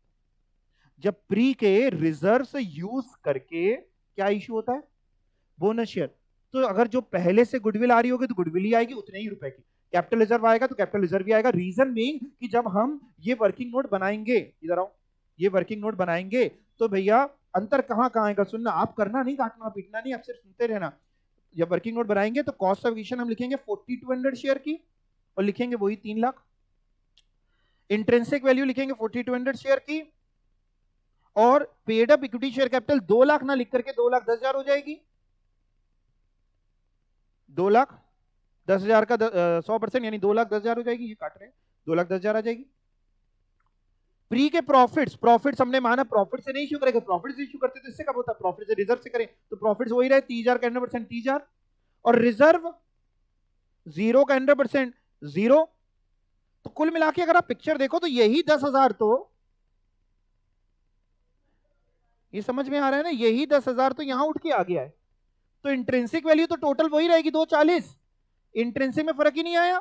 इंट्रिंसिक वैल्यू में क्यों फर्क नहीं आया सर, क्योंकि 2,10,000 और 30,000 240, पहले 2 लाख और 30,000 और 10,000 तब भी 240, और कॉस्ट में भी कोई फर्क आया नहीं, कॉस्ट में कभी कोई फर्क नहीं आएगा।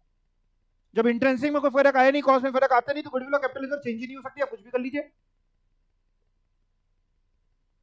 लेकिन कब चेंज नहीं होगी, पूरी बात, जब भी सब्सिडरी कंपनी ने बोनस शेयर दिए तो सब्सिडरी कंपनी अपने प्रॉफिट्स या रिजर्व यूज करेगी। दो बातें हो सकती हैं, या तो सब्सिडरी कंपनी अपने प्री के प्रॉफिट्स या प्री के रिजर्व यूज करके बोनस शेयर देगी, या हो सकता है सब्सिडरी कंपनी ने अपने पोस्ट के प्रॉफिट और पोस्ट के रिजर्व यूज करके बोनस शेयर दिया। भाई कंपनी लॉ ये थोड़ी ना कहता कि यही यूज करना है, तो उसकी मर्जी है।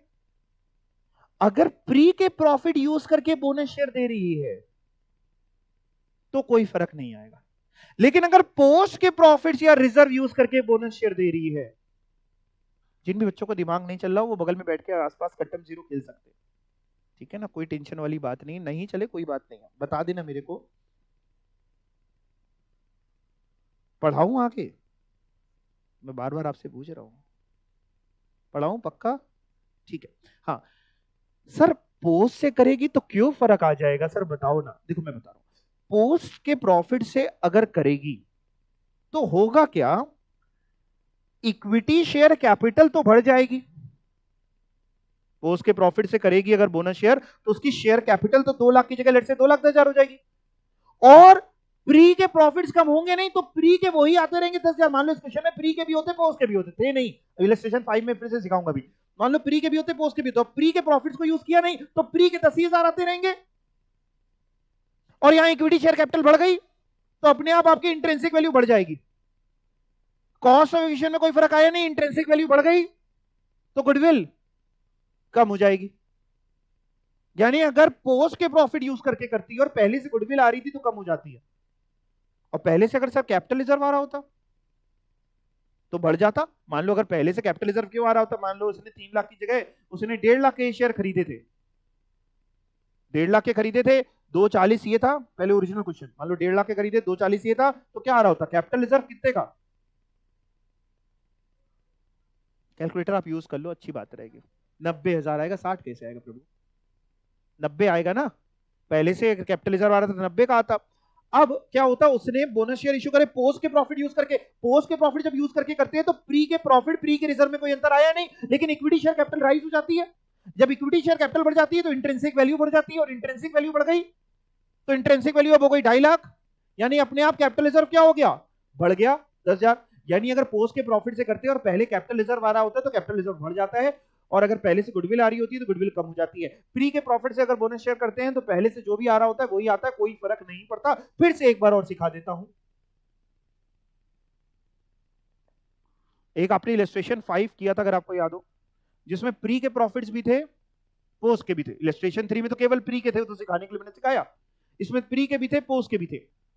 जैसे आपने देखे थे यहां पे कि याद आ रहा है ना आपको, ये क्वेश्चन की रिवाइज कराऊं क्वेश्चन। ये क्वेश्चन में क्या था, बैलेंस शीट दी थी 31 दिसंबर 21 की, और होल्डिंग ने शेयर खरीदे थे 1 जनवरी 21 को, साल शुरू होने से पहले, मतलब साल स्टार्टिंग में।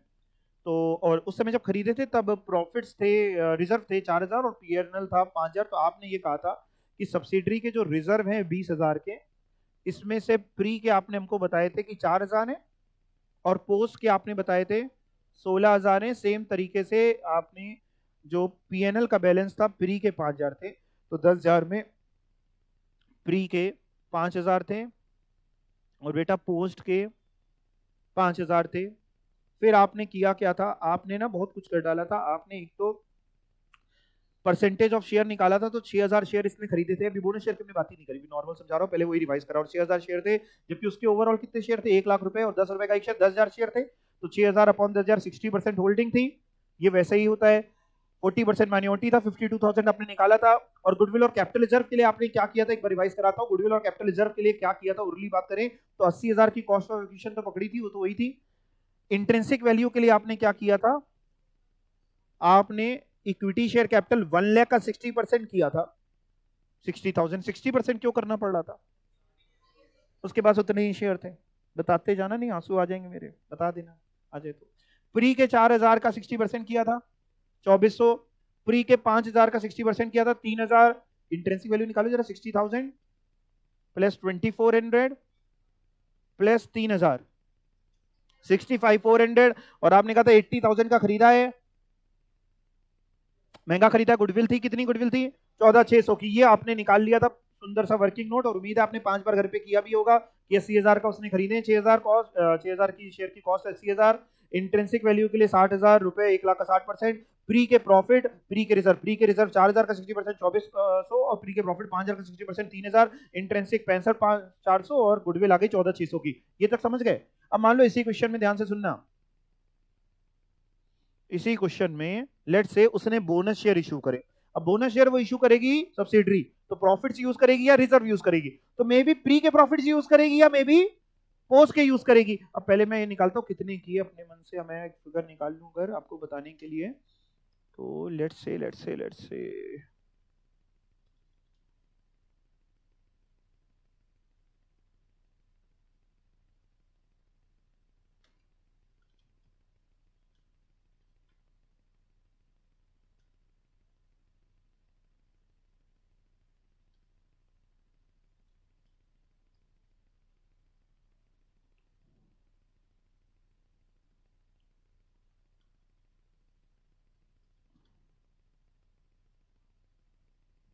नंबर ऑफ शेयर से समझ जाओगे, नंबर ऑफ शेयर से समझाएंगे।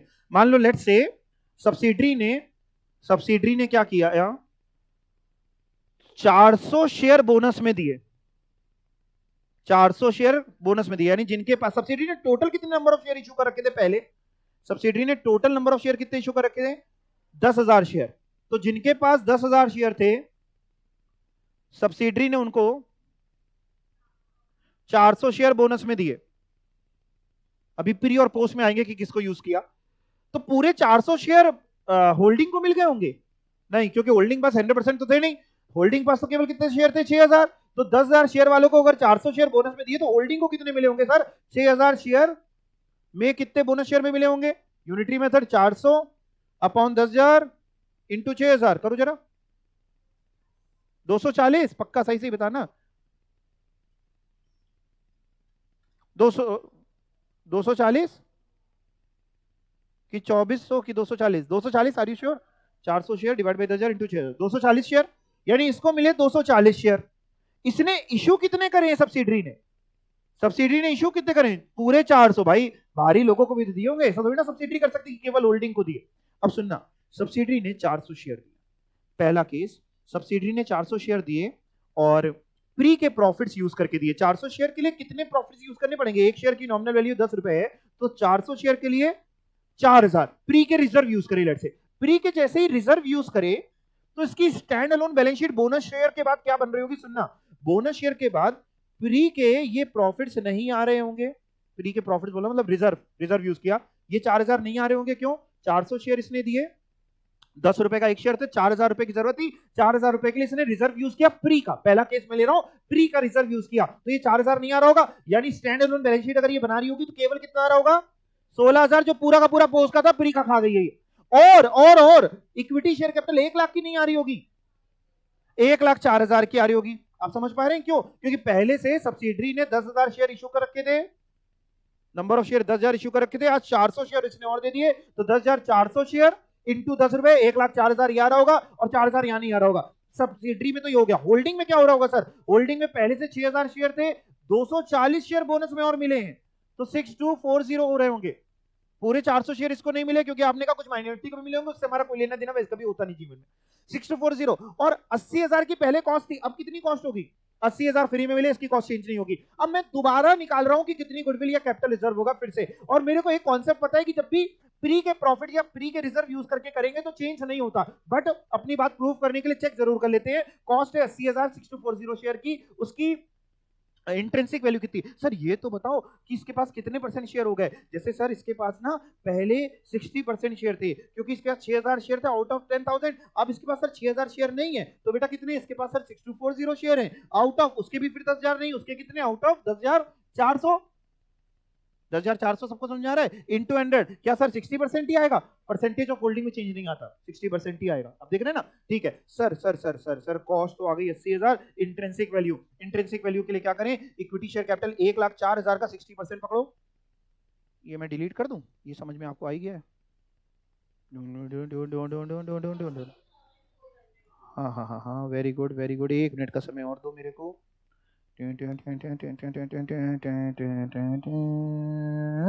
हाँ, आप कह रहे हैं इंट्रिंसिक वैल्यू निकालने के लिए 1,04,000 का 60% कर दीजिए सर। फिर से बोलो। ठीक है sir. Sir sir sir pre के रिजर्व लो, प्री के ही तो लेते हैं। जीरो, जीरो क्यों? 4,000 के रिजर्व खा गई, जीरो का 60% करना हो तो कर दो, जीरो। सर प्री का पीएनएल लो, पीडी का पीएनएल, प्री का कितना ये दिख रहा है, 5,000 का 60% बोले तो 3,000। सर इंट्रिंसिक वैल्यू का टोटल बोलो, ये तो इक्विटी शेयर कैपिटल थी, ये इक्विटी शेयर कैपिटल थी। Intrinsic value 65,400। Sir cost of acquisition तो वही रहती है, वो कितनी थी? 80,000। सर बोलो ना गुडविल की कैपिटल। अरे तुम बोलो बेटा, तुम बोलो। नहीं सर आप बोलो। कौन बोलेगा बताओ? 14,600। पहले कितनी आ रही थी?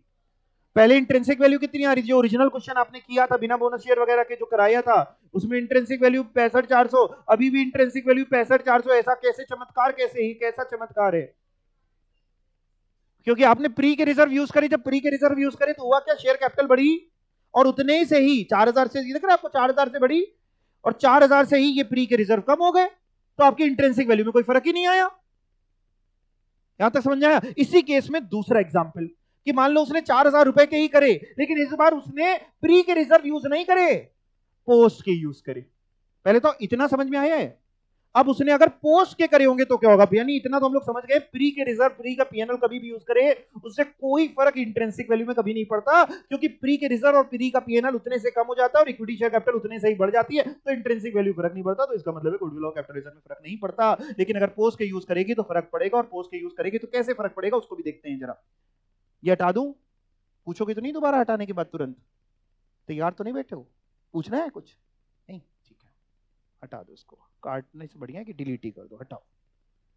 पिक्चर फिर से रिवाइंड कर रहे हैं और वही कि ये 400 बोनस शेयर इशू करने वाली है और 400 बोनस शेयर इशू करने के लिए 4000 रुपए की जरूरत है और इसने पोस्ट को यूज किया। पोस्ट को यूज किया तो पहले पिक्चर को ओरिजिनल कर दें थोड़ी सी।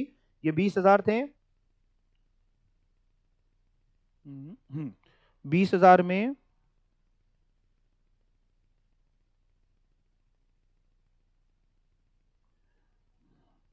शायद आपको आ जाएगा समझ में। 20,000 में 4,000 प्री के रिजर्व थे और 16,000 काय के थे, पोस्ट के रिजर्व थे।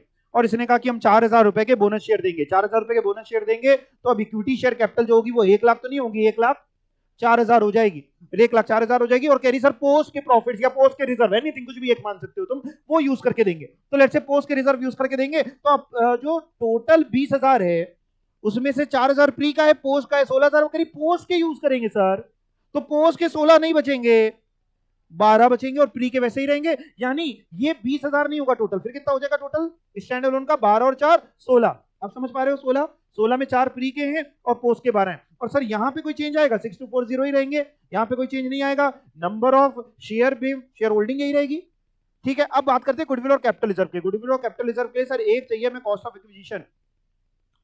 कॉस्ट ऑफ एक्विजिशन सर वही 6,240 शेयर के लिए 6,240 शेयर की कॉस्ट ऑफ एक्विजिशन ऑफ, पूरा नहीं लिख रहा हूं, कितनी आएगी cost of acquisition? Cost of acquisition तो दी होती बेटा, कितनी?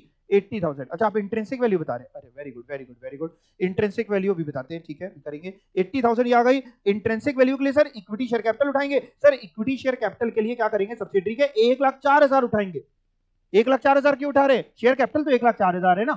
1,04,000 का 60%, 60% क्यों कर रहे हैं? क्योंकि आपका 60% शेयर है। करो करो जल्दी करते। 62,400 सर, 62,400, 62,400 सर। सर बेटा बेटा सर प्री के रिजर्व, सर प्री के रिजर्व जीरो हैं क्या? नहीं नहीं नहीं नहीं नहीं नहीं, कितने हैं सर? ये कम क्यों नहीं हुए? क्योंकि तुमने पोस्ट के यूज करें तो प्री के, हमें तो प्री के चाहिए। 4,000 का 60% बोले तो 2,400 सर। सर सर बेटा बेटा बेटा सर प्री के पीएनएल, प्री का पीएनएल, प्री का पीएनएल 5,000 का 60%, 3,000 बेटा जल्दी तीनों का टोटल करो। 69,000, 3 4 5 6 7, 7 और 8, नहीं भाई सही सही करो बेटा टोटल आराम से हैं। तुम लोग चाहते हो कि आए ना आंसर 67,800। अब बताओ पहले कॉस्ट थी 80,000, वो वही रहेगी। इंट्रिंसिक वैल्यू में चेंज आ गया। गुडविल की कैपिटल रिजर्व, गुडविल आ रही है कितनी? 12,200। पहले कितनी थी? 14,600 थी, अब कम हो गई है। क्यों कम हो गई? क्योंकि उसने पोस्ट के यूज करे। उससे क्यों कम होती है? पोस्ट के जब यूज करती है तो इक्विटी शेयर कैपिटल तो बढ़ जाती है, इक्विटी शेयर कैपिटल तो राइज हो जाती है, और प्री के प्रॉफिट और प्री के रिजर्व की सेहत पे कोई फर्क नहीं पड़ता। जब उसमें कोई फर्क नहीं पड़ता तो इंट्रिंसिक वैल्यू बढ़ जाती है। तो पहले से अगर गुडविल आ रही होती तो कम हो जाती है, या हो सकता है इतनी कम हो जाए कि कैपिटल रिजर्व में तब्दील हो जाए, और अगर कैपिटल रिजर्व आ रहा होता है तो बढ़ जाता है। ये बात आपको थोड़ी थोड़ी समझ में आई? पक्का? जहां ना समझ में आए वहां आप कंसोलिडेशन से हाथ जोड़ सकते हैं। बस ये जो 2 लाइनें लिखी थी, बस इसी को समझाने के लिए इतनी कहानी करनी पड़ी। इंस्टीट्यूट क्या करता है? 2 लाइनें लिख के छोड़ देता है कि जाओ अपना टीचर खुद ही समझे, खुद ही कोचिंग वोचिंग ले, खुद ही समझेगा वो। अब पढ़ो। Bonus share issued by subsidiary company, issue of bonus share by the subsidiary company out of, या तो कैपिटल प्रॉफिट्स होंगे, प्री के प्रॉफिट से यूज करके बोनस शेयर दे रही होगी, या रेवेन्यू प्रॉफिट। अगर बताओ प्री के प्रॉफिट यूज करके दे रही होगी तो कोई इफेक्ट नहीं होगा, will have no effect on cost of control, that is goodwill और कैपिटल रिजर्व की सेहत में कोई फर्क नहीं पड़ेगा। जो आ रही थी वही आती रहेगी। Issue of bonus share by subsidiary company out of revenue profit post profits will increase capital reserve. अगर पहले से कैपिटल रिजर्व आ रहा था तो बढ़ जाएगा, और अगर गुडविल आ रही थी तो कम हो जाएगी। रीजन बीइंग आपकी इंट्रिंसिक वैल्यू बढ़ जाती है। पोस्ट के प्रॉफिट से करते हैं तो इंट्रिंसिक क्यों बढ़ती है? शेयर कैपिटल बढ़ती है। प्री के प्रॉफिट प्री के रिजर्व में कोई फर्क पड़ता नहीं है, इंट्रिंसिक बढ़ती है। और अगर लेट से पहले से कॉस्ट ऑफ एक्विजिशन इतनी थी, इंट्रिंसिक इतनी थी, इंट्रिंसिक बढ़ती है तो गुडविल कम हो जाती है। और पहले से अगर ऐसा था, कॉस्ट ऑफ एक्विजिशन इतनी थी, इंट्रिंसिक वैल्यू इतनी थी, इंट्रिंसिक और बढ़ जाती है तो कैपिटल रिजर्व और बढ़ जाता है। और ये सब बातें नहीं समझ में आई हो तो आता कर ले। सब कुछ खत्म हो गया है, एक और चीज बच रही है कंसोलिडेशन में, और ये आखिरी है। आखिरी आप देख सकते हैं, जैसे नहीं वैष्णो देवी की दरबार की जब चढ़ाई करते हैं, कितना दूर है अभी दरबार, बस वो सामने दिख रहा है, ऐसा होता है। वैसे ही तो ये खत्म होने वाला है। ये बड़ा सिंपल टॉपिक है, ये आपको समझ में आ जाएगा क्या है ये टॉपिक, मेरी बात सुनिएगा। जब भी आपने गुडविल या कैपिटल रिजर्व का वैल्यूएशन किया तो आपने क्या किया, इंट्रिंसिक वैल्यू निकाली। कोई भी क्वेश्चन में आप पकड़ लीजिए, कौन सा पकड़ ली बताओ, 3 पकड़ लें। इलस्ट्रेशन 3 अभी रिवाइज भी करा नहीं, सब रिवाइज दोबारा कराना पड़ जाएगा मेरे को। इलस्ट्रेशन 3 3 3 3 3 3 3 3 3 3 और ओरिजिनल फॉर्म इलस्ट्रेशन 3 का ओरिजिनल। बोनस वोनस सब खत्म हो गया है, बोनस वोनस सब हो गया है, बस एक आखिरी चीज आपको पढ़ा रहा हूं, फिर कंसोलिडेशन से अपन हाथ जोड़ लेंगे।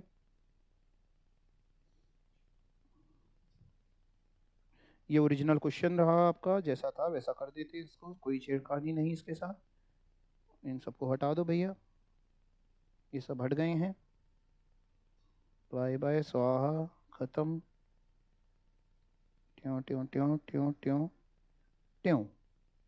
ठीक, फिर से रिवाइज कराऊं, भूल तो नहीं गए 2 मिनट में?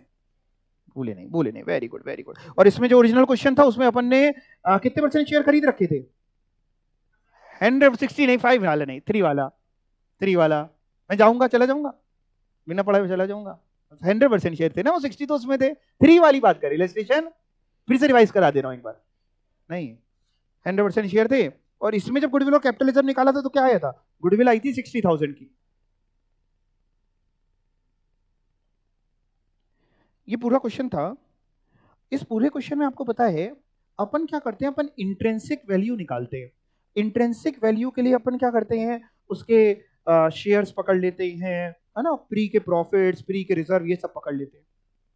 अच्छा, जब इंट्रिंसिक वैल्यू निकाली जाती है यानी किसी की वर्थ निकाली जाती है, वर्थ निकालने के लिए हम क्या करते हैं, जैसे मान लो किसी की बैलेंस शीट में एसेट आ रहे थे लेट से 1 करोड़ के, उसने कहा सर हमारी बैलेंस शीट में 1 करोड़ के एसेट आ रहे हैं, आप हमसे खरीद लीजिए 1 करोड़ का। सुनते जाना बहुत ध्यान से। मान लो मेरे को एक कंपनी खरीदनी है, ठीक है ना, मेरे को एक कंपनी खरीदनी है, उसकी बैलेंस शीट में एसेट आ रहा है, कोई लायबिलिटी है ही नहीं, आउटसाइड लायबिलिटी नहीं, थोड़ी देर मान लेते हैं 1 करोड़ के एसेट है बुक्स में जो दिख रहे हैं। वो कह रहा है सर 1 करोड़ दे दीजिए, कंपनी आपकी। मैं ऐसा नहीं करूंगा, मैं क्या करूंगा, पहले उन एसेट्स की फेयर मार्केट वैल्यू चेक करूंगा, कि बुक्स में दिखाने से थोड़ी ना कुछ होता है, आज एक्चुअल में उसकी वर्थ कितनी है उसके हिसाब से सौदा होगा ना। अगर लेट से आज उसकी वर्थ बुक्स में भले 1 करोड़ दिखा रहे हो, आज उसकी वर्थ 80 लाख है, उन एसेट्स की वर्थ 80 लाख है, तो हम कितने पे सौदा करेंगे, 80 लाख पे, यानी हम उन एसेट्स को रीवैल्यू करेंगे। सेम तरीके से बेचने वाला, सुनो, बेचने वाले की बुक्स में 1 करोड़ का एसेट आ रहा है, एक जमीन खरीदी थी उसने 1 करोड़ की, लैंड खरीदी थी 1 करोड़ की, बुक्स में आ रही है 1 करोड़ की, आज उस लैंड की वैल्यू है 5 करोड़। मान लो एक कंपनी, उसके पास कुछ और है ही नहीं, केवल एक जमीन है जो उसने आज से 5-10 साल पहले 1 करोड़ की खरीदी थी और कुछ नहीं, बैलेंस शीट में केवल एक लैंड आ रही है 1 करोड़ की, आज उसकी वैल्यू 5 करोड़ की। मेरे को वो कंपनी खरीदनी है, मैंने उस वाले कंपनी के शेयर होल्डर से कहा कि हमने कहा ये कंपनी हमको बेच दो, 1 करोड़ की बैलेंस शीट में एसेट आ रहा है, हम तुम्हें 1 करोड़ दे देते। वो 1 करोड़ में मान जाएगा? वो क्या करेगा, कहेगा सर अरे सर कैसी बातें करो, आज कंपनी खरीद रहे हो यानी इसका मतलब है ये जमीन के मालिक आप बन जाओगे ना, ये जमीन 5 करोड़ की, सर 1 करोड़ की नहीं देंगे, 5 करोड़ की देंगे। यानी जब भी holding subsidiary, holding company majority share खरीद रही है, सब्सिडरी की ओनरशिप लेके बैठ रही है, उसमें वो ये वैल्यू करती है कि तुम्हारे जो एसेट्स और लायबिलिटीज दिखाई दे रहे हैं उनकी वाकई उतनी वर्थ है भी कि नहीं है, कम है कि ज्यादा है, रीवैल्यू करती है। तो 3 बातें हो सकती हैं रीवैल्यूएशन के समय। ये रीवैल्यूएशन किस डेट पे होता है हमेशा याद रखना, खरीदते समय होता होगा कि खरीदने के बाद होता होगा, खरीदते समय में शायद रखिएगा, वेरी गुड। खरीदते समय 3 बातें हो सकती है, पहली बात ये हो सकती है कि जितने के एसेट्स बुक में आ रहे थे फेयर मार्केट वैल्यू भी उतनी ही थी, यानी रीवैल्यूएशन का ना कोई प्रॉफिट है ना कोई लॉस है। आपने अभी तक जितने क्वेश्चन करे उसमें कहीं पे कुछ था ही नहीं, रीवैल्यूएशन की कोई बात ही नहीं कर रहा था, तो अपन ने भी इग्नोर मारा, अपने मारे यही होगा, अपन अपने मन से थोड़ी ना एज्यूम कराएंगे। दूसरी बात हो सकती है कि आपने निकाला तो रीवैल्यूएशन के प्रॉफिट आ रहे थे, जैसे इस केस में मान लीजिए इलस्ट्रेशन 3 में मान लो जैसे सब्सिडरी के एसेट दिए हुए थे कितने रुपए के, 2,60,000, और मान लो एक लाइन नीचे लिखी होती बैलेंस शीट में कि एसेट्स, ऐसे fair market value of assets of S limited is ₹2,80,000। Subsidiary की बैलेंस शीट में तो आ रहा है 2,60,000 के एसेट, लेकिन हमको बता रहा है नीचे क्या उसकी फेयर मार्केट वैल्यू कितनी है, 2,80,000। तो हम पहले ये चेक करते हैं प्रॉफिट है रीवैल्यूएशन पे कि लॉस है। प्रॉफिट कितने रुपए का प्रॉफिट है, 20,000 का, 20,000 का प्रॉफिट है। तो क्या करते, सुन लो, कुछ नहीं करते, जैसे गुडविल और कैपिटल रिजर्व निकालते हैं सब वैसे ही करते, कॉस्ट ऑफ एक्विजिशन ऐसे ही करते, इंट्रिंसिक वैल्यू के लिए इक्विटी शेयर कैपिटल भी यही पकड़ते, प्री के प्रॉफिट्स भी यही पकड़ते, प्री के रिजर्व भी यही पकड़ते, और एक चीज और जोड़ देते, इसमें ऐड कर देते, profit on revaluation of asset. Sir कितना कितना प्रॉफिट है बेटा? 20,000। सर पूरा 20,000? हाँ, अगर इस क्वेश्चन में हम 100% के मालिक है तो 100%, अगर 60% के मालिक होते तो 60% करते। वो 20,000 जिसे इसमें तो 100% मालिक है तो 20,000 जोड़ देते, तो मेरी जो इंट्रिंसिक वैल्यू आती वो 240 नहीं आती, 2,60,000 आती। और अपने आप आपको दिख रहा है कि 3 लाख का खरीदा है, 260 की इंट्रिंसिक है, तो गुडविल आती 240 नहीं, केवल 40,000 की। कुल मिलाकर मैं ये समझाना चाह रहा हूं कि अगर रीवैल्यूएशन के समय प्रॉफिट है या लॉस है तो उसका ट्रीटमेंट होता है। कैसे ट्रीटमेंट होता है? उसका ट्रीटमेंट इंट्रिंसिक वैल्यू में होता है। इंट्रिंसिक वैल्यू में अगर प्रॉफिट है रीवैल्यूएशन के समय तो जोड़ दिया जाता है, इंट्रिंसिक वैल्यू निकालते समय अगर प्रॉफिट होता है रीवैल्यूएशन के समय तो वो जोड़ दिया जाता है। सर अगर लॉस होता तो लॉस मतलब बेटा, मतलब सर अगर मान लीजिए इसकी फेयर मार्केट वैल्यू 2,80,000 नहीं होती तो कितनी होती? सर मान लीजिए इसकी फेयर मार्केट वैल्यू 2.5 लाख होती तो 10,000 का लॉस। तो सर क्या करते, इंट्रिंसिक वैल्यू निकालने के समय अगर आपको बताया प्रॉफिट जुड़ते हैं, रिजर्व जुड़ता है, प्रॉफिट ऑन रीवैल्यूएशन जुड़ता है, तो लॉस ऑन रीवैल्यूएशन क्या होता? फिर माइनस होता। तो हम लॉस ऑन रीवैल्यूएशन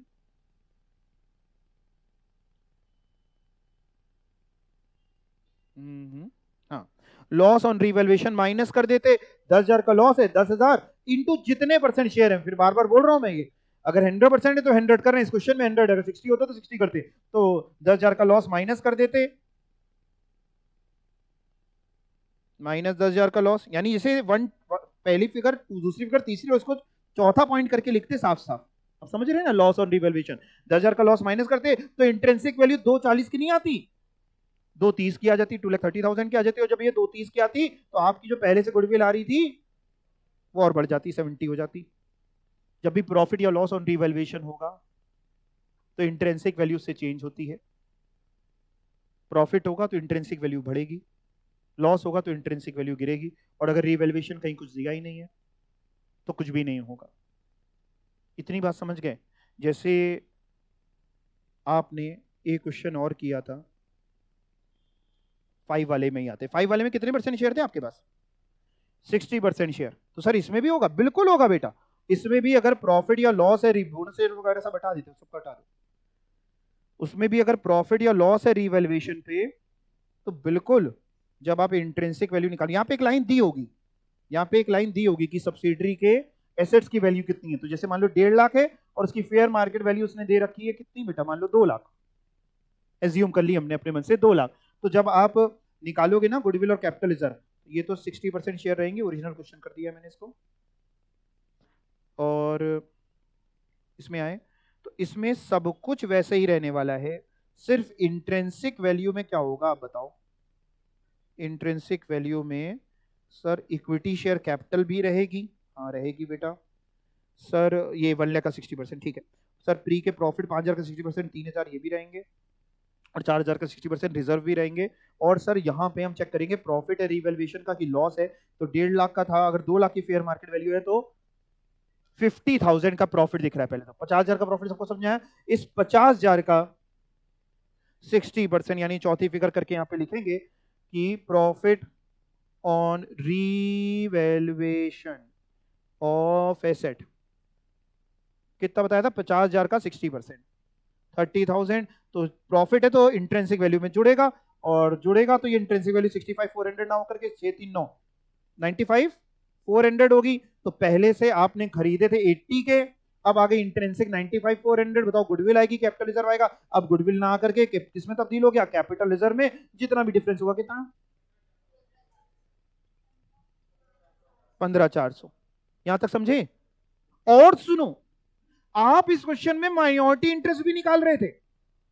आपने माइनॉरिटी इंटरेस्ट के लिए क्या किया? नेट एसेट पकड़े, नेट एसेट में एसेट 1.5 लाख के दिए थे, 20,000 की लाइबिलिटी माइनस करी, 130 है, उसका 40% निकाला, 52,000 है। यानी आपने यही तो किया। देखो फिर से सुनो, आपने जो ओरिजिनल क्वेश्चन था उसमें 1.5 लाख के एसेट पकड़े, माइनस करी, 20 लाख की लाइबिलिटी, 130 के नेट एसेट आए, उसका 40% क्यों किया? अगर रिवैल्यूएशन होगा तो हम 1.5 लाख के एसेट नहीं पकड़ेंगे, जो रीवैल्यूड वैल्यू है 2 लाख के एसेट पकड़ेंगे। फेयर मार्केट वैल्यू जो है माइनॉरिटी निकालने के लिए भी 2 लाख के एसेट पकड़ेंगे और 20,000 के क्रेडिटर माइनस करेंगे। आप समझ गए? रीवैल्यूड फिगर पकड़ेंगे, 2 लाख रुपए पूरी। कम होती तो कम पकड़ते, ज्यादा होती तो ज्यादा पकड़ते। 2 लाख में 20,000 गया, 180 बचा, 180 का 40% निकालेंगे, यानी ये जो होगा ये चेंज हो जाएगा सर। हाँ बिल्कुल, ये 2 लाख माइनस 20,000 यानी 1,80,000 का 40% हो जाएगा कितना? 72,000। ठीक है, 72,000 ये होगा माइनॉरिटी। जब भी रीवैल्यूएशन का प्रॉफिट या लॉस दिया होगा तो उसकी दो बातें अब सीधे से समझा रहा हूं, सुनना। जब माइनॉरिटी निकालना तो माइनॉरिटी में एसेट्स की जो फिगर पकड़ते हो सब्सिडरी की, वो बैलेंस शीट की फिगर ना पकड़ के रीवैल्यूड फिगर पकड़ना। केवल प्रॉफिट या लॉस नहीं बोल रहा, रीवैल्यूड फिगर अगर दी है, नहीं गिवन है तो बैलेंस शीट की फिगर, तो रीवैल्यूड फिगर आप पकड़ेंगे। अगर रीवैल्यूड फिगर 2 लाख दी है तो 2 लाख। अगर मान लो रीवैल्यूड फिगर आपको दी होती 2 लाख की जगह 1,20,000, तो आप 1,20,000 का एसेट माइनस 20,000 की लाइबिलिटी, 1 लाख इंटू 40%, 40,000। तो माइनॉरिटी के लिए रीवैल्यूड फिगर पकड़ेंगे एंड गुडविल और कैपिटल रिजर्व जैसे सिखाया है बिल्कुल वैसे ही करेंगे। बस अंतर यह करेंगे कि इंट्रिंसिक वैल्यू निकालते समय अगर रीवैल्यूएशन का प्रॉफिट है तो इंटू जितना हमारे पास शेयर हमेशा 100% नहीं करना, 60% शेयर है तो इंटू 60%, जितने परसेंट आप समझ गए, 80% 80, 100 तो 100 इंटू रीवैल्यूएशन का जितना हमारा प्रॉफिट है अगर, तो वो इंट्रिंसिक वैल्यू में ऐड हो जाएगा, और अगर लॉस है तो माइनस हो जाएगा। सर बेटा सर एक बात और बता दो, अब इतना सब कुछ बता ही रहे हो, देखो जब इतना बाउंस ही हो रहा है तो पूरा ही बाउंस करा देते हैं। सर जब सीबीएस बनाएंगे, हाँ जैसे आपने कहा इसकी फेयर मार्केट वैल्यू है 2 लाख, हाँ बेटा, तो सर इसका जब सीबीएस बनाएंगे, हाँ तो सीबीएस में हम इसके एसेट्स जो दिखाएंगे, सीबीएस में एसेट लिखते हैं ना दोनों के, याद है ना आपको? भूल गए? तो मैंने कहा था दिमाग चलना बंद हो जाएगा, गारंटी थी मेरी यहाँ पे। एसेट जैसे 2,20 अपने दिखा रहे थे, 1.5 उसके दिखा रहे थे, 1.5 नहीं दिखाएंगे सीबीएस में, 2 दिखाएंगे, फिर रीवैल्यूड फिगर पे दिखाएंगे। अब बोलो सब बाउंस पक्का? क्या चेंज हुआ? यानी रीवैल्यूड के 3 चेंज हुए। माइनॉरिटी के नेट एसेट के लिए revalued figure of asset less liability into minority का इंटरेस्ट। या अगर आप माइनॉरिटी वैसे निकाल रहे हो, जैसे एक और सिखाए थे माइनॉरिटी निकालने के नेट एसेट के 2 तरीके सिखाए थे। नेट एसेट के 2 तरीके क्या सिखाए थे? शेयर कैपिटल पकड़ सकते हैं, प्रॉफिट्स पकड़ सकते हैं, रिजर्व पकड़ सकते हैं, और उसके लिए सिखाया था कि प्री और पोस्ट में कोई फर्क नहीं पड़ता। अगर वैसे निकाल रहे हो तो फिर रिवैल्यूएशन प्रॉफिट हो तो उतना ऐड कर देना, लॉस हो तो उतना माइनस कर देना, नहीं तो आप निकालना वैसे ही एसेट माइनस लायबिलिटी। वो तो तभी निकालना जब डेटा ना दिया। तो एक तो माइनॉरिटी निकालते समय सर ये छोटा सा बदलाव होगा, हाँ बेटा माइनॉरिटी निकालते समय एक छोटा सा बदलाव ये होगा कि हम जो एसेट्स पकड़ेंगे ये रीवैल्यूड एसेट पकड़ेंगे, revalued figure fair market value जो होगी। और अगर इस तरीके से निकाल रहे होंगे तो शेयर कैपिटल और रिजर्व एंड सरप्लस में जितने भी प्रॉफिट्स होते हैं सारे तो लेते ही लेते हैं, रिजर्व लेते ही लेते हैं, प्लस रीवैल्यूएशन का प्रॉफिट भी लेंगे, माइनस फिक्टिशियस करेंगे, और इनटू जितने परसेंट आपके पास होते हैं, 20% है तो 20% करेंगे, 40% शेयर आपके 40% करेंगे। और रीवैल्यूएशन का प्रॉफिट या लॉस होगा उसके लिए दूसरा ट्रीटमेंट कहां पे होगा? जब भी आप इंट्रिंसिक वैल्यू निकालेंगे तो इंट्रिंसिक वैल्यू के समय रीवैल्यूएशन का प्रॉफिट या लॉस, यानी यहाँ पे जैसे ये 3 चीजें लिखी हैं, जानबूझ करके मैंने पहले 3 ही लिख रखा है। ये फॉर्मेट कहाँ है, कहाँ गया? अरे रुको भैया, यही तो था, फॉर्मेट ही तो खोला था शायद हमने ना, फॉर्मेट ही खोला था, उसी में चेंज किया था। ये रहा फॉर्मेट, हाँ ये था, यही फॉर्मेट ही था, उसमें मैंने आपको तो एक क्वेश्चन करा दिया था चेंज कर करके। तो ये फॉर्मेट में सब कुछ ऐसा ही रहने वाला है जैसा है, बस एक चौथा पॉइंट और क्या बढ़ जाएगा बताओ? ऐड प्रॉफिट ऑन रीवैल्यूएशन, या लॉस है तो लेस, लॉस लेस होगा हमेशा याद रखना, प्रॉफिट ऐड होगा इनटू जितने परसेंट शेयर आपके पास हैं, तो एक ये। और जब नई सीबीएस बनाओगे तो एसेट्स उसके उतने पकड़ना सब्सिडरी के जो रीवैल्यूड फिगर हो, तब आपकी सीबीएस एक बार मैच हो जाएगी। आने की संभावना कम है, लेकिन अगर आ गया तो बहुत बड़ी इसमें रॉकेट साइंस नहीं है। और मैं बार बार जैसा आपसे कहता रहा हूं कि कंसोलिडेशन का क्वेश्चन एग्जाम में आखिरी में उठाना, और जो आपकी स्पीड है हो सकता है आप उठा ही ना पाओ। मतलब है? अरे बोलो तो, मतलब तो बताओ इसका। हाँ देखो, सच के सामने आपको खड़ा होना जरूरी है, और सच यही है कि पेपर बड़ा लेंदी होगा, लेकिन मैं चाहूंगा कि हमने आपने मिलकर इतनी मेहनत करी है, नहीं तो अपन इतनी मेहनत काहे करते। आपका भी टाइम प्रीशियस है, मेरा भी टाइम प्रीशियस है, चैप्टर स्किप करा देते। अपन ने और आपने मेहनत करी है, और मेरी कोशिश रही है, नहीं आपको 100% समझ में आया तो 50% समझ में आया होगा। अगर परसेंटेज टाइप में बात करें तो मेरी आधी आधी बातें तो जा ही रही होंगी आपके दिमाग तक, वही मेरी जीत है। कंसोलिडेशन में मेरी अगर आधी बात भी आपके लिए चली गई तो मेरे लिए वो 200% बात है। तो उसने में आप आखिरी में जितना आप कर पाओ उतना कर लेना। जैसे क्वेश्चन आया, आपको रिवैल्यूएशन भूल गए, जो आता है उतना तो कर लेंगे। चेक करने वाला आपको ना थोड़े नंबर तो देगा ना, छोड़ना नहीं है। प्रोफेशनल एग्जाम्स में जो न्यू सिलेबस वाले हैं, ध्यान से सुन लो, पूरा 100% पेपर अटेम्प्ट करना, पूरा 100% पेपर अटेम्प्ट करना, तभी आगे बढ़ना। उससे पहले आगे बढ़ मतलब कहने का मतलब है बिना उसके पेपर छोड़ के नहीं आना है कुछ भी। आपको क्वेश्चन में कुछ आता हो या ना आता हो, तो ये आपकी कला है कि उस 3 घंटे को आप कैसे मैनेज करके आओगे और पूरा पेपर करके आओगे। जब आप 100% पेपर करके आओगे, यकीन समझना आप पास हो जाओगे, आप फेल नहीं हो सकते। एमसीक्यू वाले बच्चे जो हैं, ओल्ड सिलेबस वाले, बहुत कम क्वेश्चन नहीं अटेम्प्ट करना। इस बार मैंने बच्चों से जब पूछा है, जो रिजल्ट है 50-60 नंबर के क्वेश्चन अटेम्प्ट करके आए, ऐसा नहीं करना है भैया। प्रोबेबिलिटी ये कहती है -0.25 है एक गलत होने पे। लेकिन अगर आप सोच के चलिए, आपने 4 सही करे हैं और उसमें से 4 आपने क्वेश्चन अटेम्प्ट करे, मान लो रेंडमली, आपको पता नहीं था, जिसमें 3 गलत हो गए और एक सही भी हो गया, तो भी आप +0.25 पे रहेंगे, नेगेटिव पे नहीं रहेंगे। तो इतने कम नहीं अटेम्प्ट करने, कम से कम 80-90 क्वेश्चन आपको अटेम्प्ट करने अगर आपको पास होना है। ओल्ड सिलेबस की बात कर रहा हूँ जो एमसीक्यू है, और न्यू सिलेबस वाले तो 100% पेपर अटेम्प्ट करेंगे, कोई नेगेटिव मार्किंग की बात ही नहीं है। अब मेरे पास एक और क्वेश्चन है रिवैल्यूएशन का, जो भी सीखा है उससे कर लेते हैं, काम हमारा पूरा हो जाएगा। प्रॉफिट और लॉस और रिवैल्यूएशन ऑफ एसेट, एक इलस्ट्रेशन है, ध्यान से पढ़ते हैं। पहले ये कर लें क्या, एक थ्योरी क्वेश्चन। एक बात बस बता देना, फिर ये पढ़ेंगे।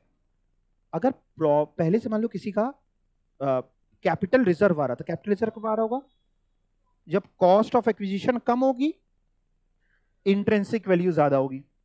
कॉस्ट ऑफ एक्विजिशन कम होगी, इंट्रिंसिक वैल्यू ज्यादा होगी, कैपिटल रिजर्व। अब क्या हुआ, अब पता चला कि इसके यहां प्रॉफिट भी था रिवैल्यूएशन पे। प्रॉफिट होगा रिवैल्यूएशन पे होगा तो उसकी इंट्रिंसिक वैल्यू और बढ़ जाएगी, यानी कैपिटल रिजर्व और बढ़ जाएगा। यार दिमाग में कि नहीं, पक्का। इंट्रिंसिक वैल्यू बढ़ती है तो कैपिटल रिजर्व बढ़ता है, या गुडविल आ रही होती है तो कम हो जाती है। अगर आपसे एग्जाम में एमसीक्यू में ओल्ड सिलेबस वाले जो हैं पूछे कि भैया profit on revaluation of asset CBS में किस रूप में आएगा, जैसे भगवान किस रूप में आएंगे, भगवान साक्षात मुकुट लगा के थोड़ी ना जाएंगे पहचान ले, कई बार रास्ते में हो सकता है आपको मिले, आपने पहचाना ना हो, ठीक है ना, वैसे किस रूप में आएगा सीबीएस में। तो कैपिटल रिजर्व और गुडविल में कौन सा ऑप्शन बेटर है, कैपिटल रिजर्व के रूप में आएगा, ठीक है ना। ये क्वेश्चन इस पे है, profit on revaluation of asset is to be shown as dash in the CBS, तो कैपिटल रिजर्व इसका आंसर है। आप समझ गए, गुडविल क्यों आंसर नहीं है, क्योंकि उसकी वजह से कैपिटल रिजर्व पहले से आ रहा होता है तो बढ़ जाता है, और गुडविल आ रही होती तो कम हो जाती, बढ़ती थोड़ी ना। अब मैं एक प्रैक्टिकल आपको करा देता हूं इस पे, देखते हैं क्या है। On 1 April 2021, राम लिमिटेड ने परचेज करे हैं 8 lakh equity share out of 10 lakh equity share of Shyam limited. यानी कितने परसेंट राम लिमिटेड के पास, राम लिमिटेड होल्डिंग है, श्याम लिमिटेड सब्सिडरी है, कितने परसेंट शेयर है, 80% शेयर है, ये आप समझ गए। फॉलोइंग इन्फॉर्मेशन प्रोवाइड हुई है 31 मार्च 21 को। श्याम लिमिटेड जो सब्सिडरी, उसने अपनी इन्फॉर्मेशन दी है, इक्विटी शेयर कैपिटल बताया है, रिजर्व बताया है, पीएनआर बताया। अब आप देखिए यहाँ पे, तो मैं जो बार बार आपसे बोल रहा था कि पूरी बैलेंस शीट हो सकता है ना दी हो, यहाँ पे आपको बैलेंस शीट पूरी नहीं दी हुई है, श्याम लिमिटेड ने केवल ये इंफॉर्मेशन दी है। और 1 अप्रैल 21 की बात है, 1 अप्रैल 21 को मशीन जो है श्याम लिमिटेड की, वो रीवैल्यू करी राम लिमिटेड ने 10% अबव बुक वैल्यू ऑफ ₹1,562,500। बोले तो हाँ, प्रॉफिट ऑन रीवैल्यूएशन कह रहा है उसका 10% अबव वैल्यू, अपवर्ड वैल्यूएशन। किसका 10%? कह रहा जो एसेट की बुक वैल्यू थी वो 1,562,500 थी, 1,562,500 का 10% निकालना। जरा प्रॉफिट ऑन रीवैल्यूएशन बता दो, केवल प्रॉफिट ऑन रीवैल्यूएशन 1,562,500। अब सुनना मेरी बात को, पूछ रहे हैं minority interest. Minority 80% share holding के पास है, तो माइनॉरिटी के पास 20% शेयर। माइनॉरिटी का तरीका ये रहने वाला है, 20% आप निकालते हैं, आपको बताया नेट एसेट का, एनए लिख दे रहा हूं, नेट एसेट, मेरी तरफ दिखते रहना। मान लो थोड़ी देर के लिए अगर ये लाइन लिखी ही ना होती, ये ना लिखा होता, आप नहीं काटिएगा, अगर ये लाइन सब कुछ नहीं होती तो क्या करते आप, नेट एसेट निकालते। नेट एसेट के लिए एसेट माइनस लायबिलिटी, वो दी नहीं है तो फिर क्या करते, शेयर कैपिटल 1 करोड़ का 20%, जनरल रिजर्व इसका 20%, पीएनएल का 20% तीनों का टोटल करते, जरा एक बताओ अगर ना होता तो कितना माइनॉरिटी होता? इन तीनों का टोटल का 20, या तो एक साथ 20% निकाल लेना, पहले टोटल कर लो, या 20% 20% 20% निकाल के टोटल कर लो। मतलब अगर ये ना दिया होता तो आप क्या करते? आप माइनॉरिटी के लिए 1 करोड़ का 20% पकड़ते, इसका 20% पकड़ते, इसका 20% पकड़ते, और फिर आखिरी में टोटल करते 27,70,000। मैं निकाल नहीं रहा हूं, मैं मान रहा हूं आपकी फिगर ठीक। बट यहां पे तो सर इन्होंने हमको प्रॉफिट दे दिया है रीवैल्यूएशन के समय का। कितना प्रॉफिट दे दिया है? 156,250। तो हम ये भी पकड़ेंगे क्या माइनॉरिटी में? बिल्कुल पकड़ेंगे बेटा। सर पूरा पकड़ ले 156,250। क्या पूरा तुम्हारा प्रॉफिट हो गया? पूरे 100% शेयर तुम्हारे पास है क्या माइनॉरिटी वालों? कितने परसेंट शेयर है? 20%। इसका भी 20% निकालो, टोटल करो फटाफट। नहीं नहीं, टोटल मतलब टोटल मतलब इसका 20% निकालना, और ये जो ये 3 चीजें थी, ये 4 चीजें, 4 चीजों का टोटल करेंगे तब माइनॉरिटी आएगा। सबका 20-20% निकाल के टोटल। अभी 3 चीजों का 20% निकाला था, 4 चीजों, चौथी चीज का भी 20% निकाल के टोटल कर दो।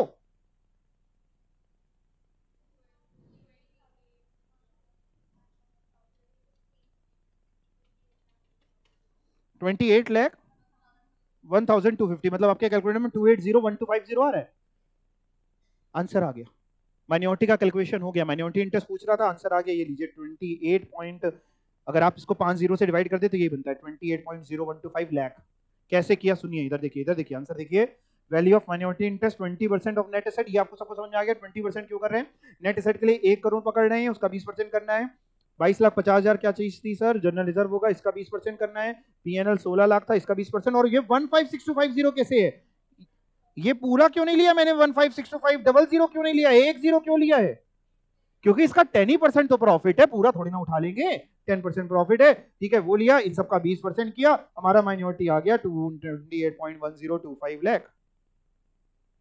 नेट एसेट निकालने के 2 तरीके होते हैं। ये तरीका, ये जो अभी बॉक्स बन के ये यहाँ लग नहीं पाया, क्यों? क्योंकि सारी पोजीशन एसेट्स और आउटसाइड लायबिलिटी नहीं दी हुई थी।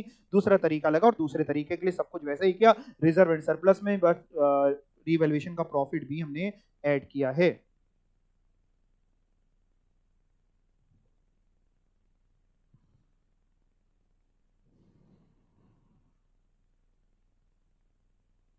ठीक है, अब जा करके मैं कह सकता हूं कि अब आज की क्लास समाप्त हो गई, आपका कंसोलिडेशन समाप्त हो गया। और आज की क्लास में बार बार आपको रिमाइंड करा रहा हूँ, अगर आपको नहीं समझ में आई तो कोई बात नहीं, लास्ट जो टर्न था वहीं तक आप कंसोलिडेशन पढ़ के जा सकते हैं। और अगर समझ में आ गई तो थोड़ा बहुत आप ये भी करके जा सकते हैं, आ सकता है ये भी, और नहीं तो फिर आप वही कर लीजिए। और कंसोलिडेशन का क्वेश्चन एग्जाम में आखिरी में लगाइएगा आज जाके, लेकिन रिवाइज पहले कर लीजिएगा, क्योंकि कंसोलिडेशन अगर छूट गया, मतलब आज अगर आपने रिवाइज नहीं किया, उसको थोड़ी सी ढील दे दी, तो वो पतंग इतनी ऊपर उड़ जाएगी कि आपके हाथ में आएगी नहीं। इसलिए आज ही रिवाइज अगर करना है, अगर छोड़ना ही है तो छोड़ देना, और अगर आपको लग रहा है मैं करना है तो फिर कब करना? आज, कल नहीं करने बैठना।